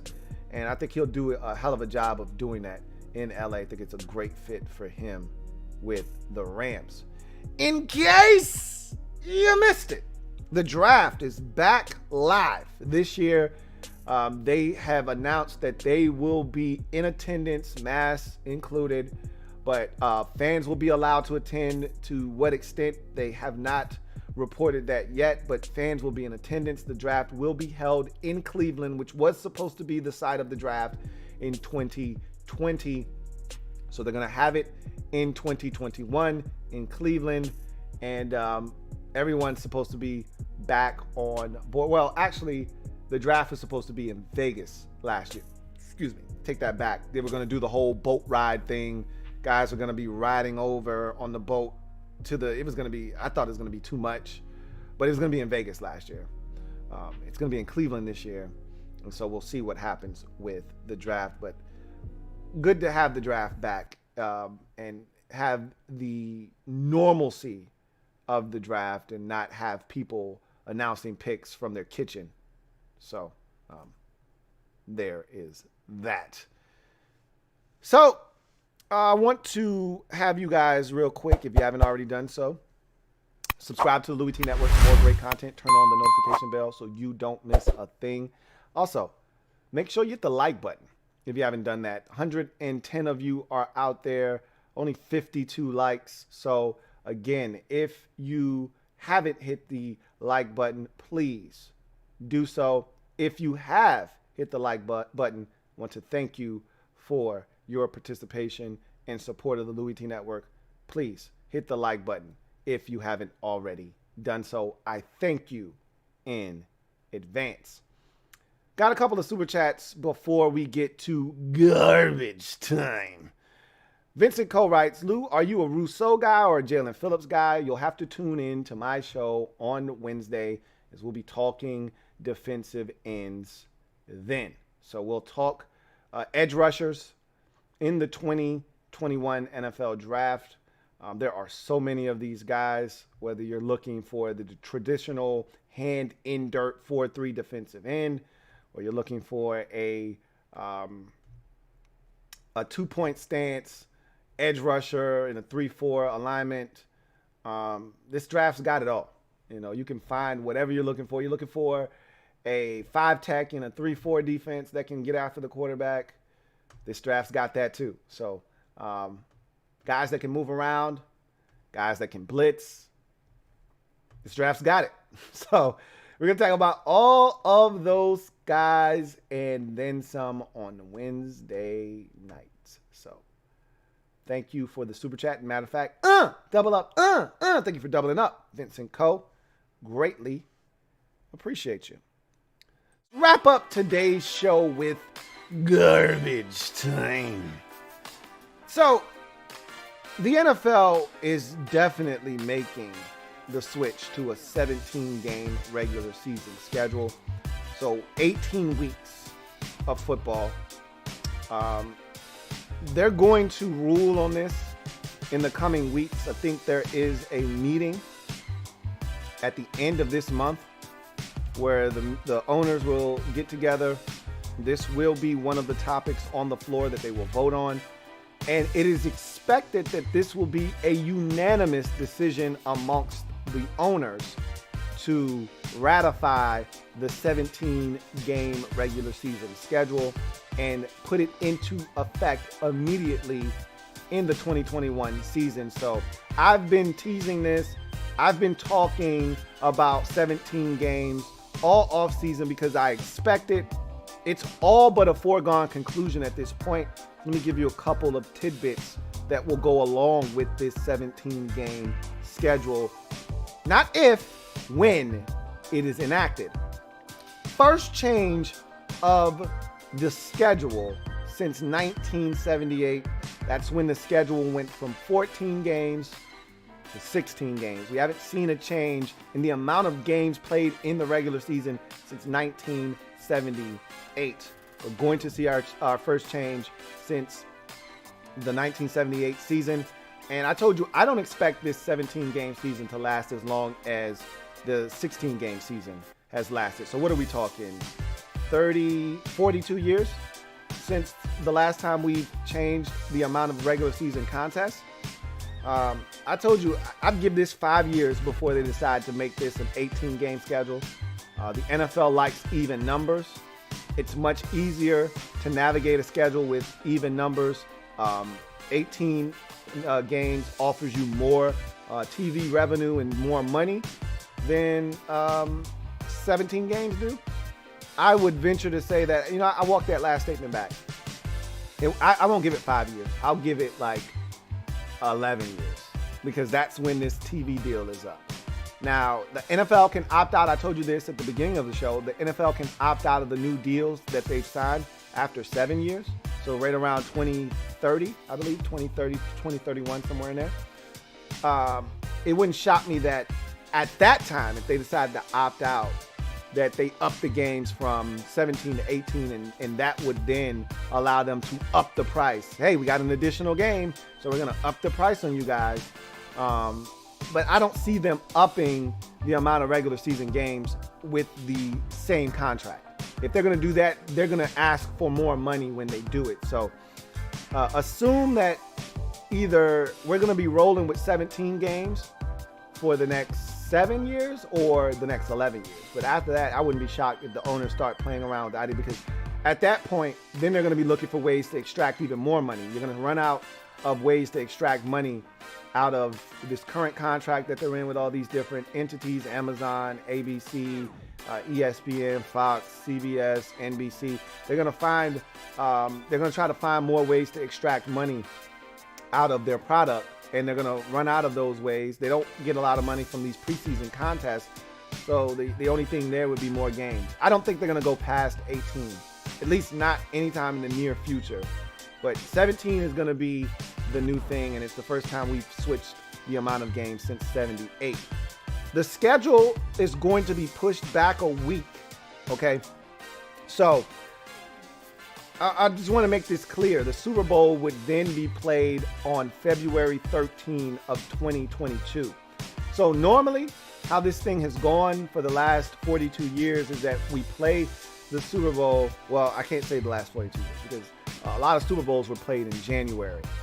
Of late, the last decade and a half or so, the NFL has played the Super Bowl the first weekend in February, the first Sunday in February.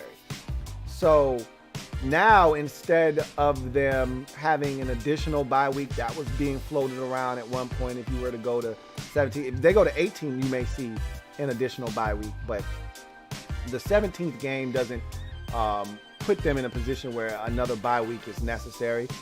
So instead of them saying, okay, we'll eat up that week in between the championship game and the Super Bowl and close the gap and just keep the Super Bowl in the first weekend of February, they've extended it out a week. So they pushed the Super Bowl back a week. The only benefit I saw to that was, hey, if that second week in February, that second Sunday is President's Day, perfect. Because President's Day is the third Monday. So the only way that's going to happen is if the first Monday of the month starts February. So February 1st is a Monday. That's the only way President's Day will ever end up being the day before the Super Bowl with this format, which is rare. You're going to get that once every 7-8 years, throw a leap year in there, whatever the case may be. Maybe it speeds up that process. But you're not going to get the benefit of President's Day. So it doesn't really make that much of a difference. Instead of it being the first Sunday in February, it'll be the second Sunday in February. And not much has changed there. They're just adding a week to the schedule. That 18th week, instead of the season ending in week 17, it's ending in week 18. So everything gets pushed back 1 week. And then finally, we could see a Monday wild card weekend game. So you know how we got the whole triple header on Saturday, triple header on Sunday. We gobbled that up and it was fun. The NFL's like, you know what? We can make some more money off of this. Stretch it out by a day. And I don't know why they wouldn't do that. The only thing that sucks is that everyone's not off on Monday. So you can't go doubleheader on Monday, because you could easily go doubleheader on Saturday like it used to be, 4:30 and then 8 o'clock. I prefer it that way, honestly. And then do the same thing on Sunday. You could go 1 and 4:30, all right? And then Monday you could turn around and go 4:30 and 8. That would be awesome. However, everybody's not off. And then you got to worry about the West Coast. If you're starting a game at 1:30 a playoff game, a lot of people aren't going to be home to watch that game. So you're going to be missing out on a huge chunk of the nation. So they may only be able to play one playoff game. So they may go triple header on Saturday, double header on Sunday, one game on Monday. Now, the thing that sucks about that is for that team that wins on Monday, you're at a disadvantage. Because you played on Monday, and whether you're playing, a team coming off the bye, or you're playing a team that played on Sunday, or you're playing a team that played on Saturday, which I'm pretty sure the NFL would set it up so that they would be playing a team that played on Sunday. It doesn't matter. Still an extra day for that team. There's a competitive advantage. But, the same could be said for if you played on Saturday and then somebody played on Sunday and then you two meet the next week. It's not any different than that. So, not a big difference there. As long as it's not one team playing Saturday, one team playing Monday, and then those two teams meet. If it's Sunday and Monday, okay, what the hell ever. It's not that big of a difference.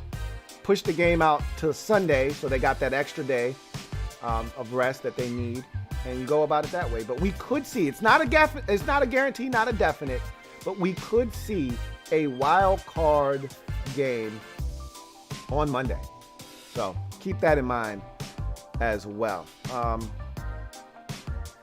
Let's see if we have any new news before we go. Oh yeah, I wanted to talk about this real quick. You know what? I'm not going to spend a lot of time on this because I want to talk about this on the next pod. But I'm just going to tease this. It makes a lot of sense to talk about it on Wednesday when we're going to be doing a draft show that night. But I saw that Caleb Farley had surgery on his back. minimally invasive surgery, spare me, okay? I've always said this, and I thought it was a wise man that said this, and very wise. The only surgery that's minor is the surgery that's not happening to you. He's having surgery on his back, to fix a disc in his back. Wait, we're not even in the league yet? And I don't give a shit how minor of a surgery and a procedure this is. We talking about discectomies? And you're not even in the league yet? I don't know about that one, guys. I don't know about that one. So we'll talk more about that on Wednesday. Kyle Pitts reportedly just ran a 4.46. I can't confirm nor deny that, but would any of you be surprised that he ran a 4.46 if that's a legitimate time? I mean, seriously, what are we talking about here? And Justin Fields ran reportedly a 4.41 at his pro day. Again, would any of you be surprised? We've seen him run. We know he can run. I didn't think he was that damn fast. If that's a legitimate time, I didn't think he was a 4.41 guy. But if you told me he ran a 4.49, yeah, he looks like he's about that fast. 4.41, I don't know about that, but whatever. In any event, one more nugget to leave you guys with. I don't know if Adoree Jackson's going to sign with the Giants or not, but I know that he was being wooed by the Giants.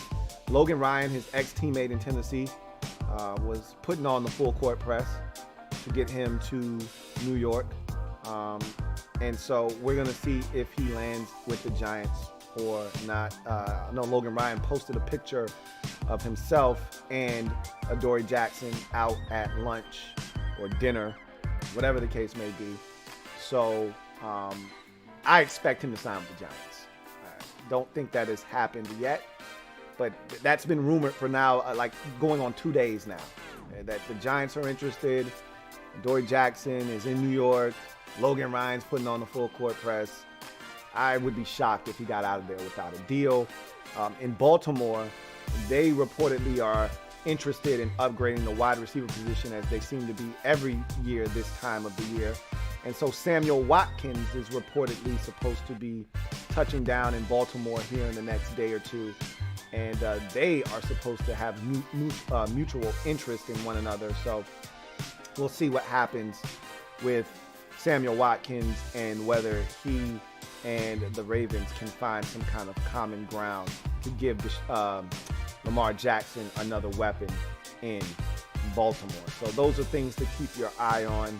Dick Sherman still hasn't signed with anyone. That could take a little while. We'll see what happens there. But Jadeveon Clowney hasn't signed with anyone. That could take a while as well. But we will see. As a matter of fact, let me look at my top 25 list before we get out of here. Don't think anybody is left from this list other than Clowney. Galladay signed. Did Anthony Harris? I could have sworn Anthony Harris signed somewhere. Thought I saw that, but then again, I could be seeing things. I thought Anthony Harris signed with somebody on a one-year deal or something like that. I could be wrong. Let's find out. Anthony Harris signed with the Eagles. Let's see how long it was. 1 year contracts. I don't know if we know the extent. 1 year, $5 million for Anthony Harris. So he is a Philadelphia Eagle. In case you missed it, I almost did. But he is now in Philadelphia. So that takes him off the list. Yeah, it's just Clowney left on my top 23. And that could take a little while. And then of my best value, Malik Hooker is the only guy left on that list. And he is reportedly going to meet with the Dallas Cowboys. So we'll see if that happens or not. So keep those things. Keep your eyes out for those things. You know, Adoree Jackson, probably going to sign with the Giants. Samuel Watkins, probably going to sign. If I had to guess, I'd say he'd sign with the Ravens tomorrow. He's going to land there at some point, either today or tomorrow. And I think there is mutual interest between the two of them. It makes a lot of sense for them and him. And they've been clowning. I think he might be one of those guys that you wait to sign a bit later on in free agency, just like last year. So in any event, that's going to do it for me, your man Louie T. I am going to skedaddle, get out of here, allow you to get back to your college b-ball and whatever else you were partaking in. We will reconvene on Wednesday afternoon for the Louie T Network podcast. In addition to that, we will have the Draft Prospects 101 show live that night. We'll be talking edge rushers, among other things. And so I look forward to chopping it up with you guys then. Until then, I'm your man, Louie T, signing off. If you haven't already done so, one final time, please hit the like button. Subscribe to Louie T Network for more great content. First and foremost, turn on that notification bell so you don't miss a thing. And then hit the like button if you haven't already hit it. 66 likes, 100 of you still watching. Please hit the like button. That said, I'm out of here. You guys enjoy the rest of your day. Take care.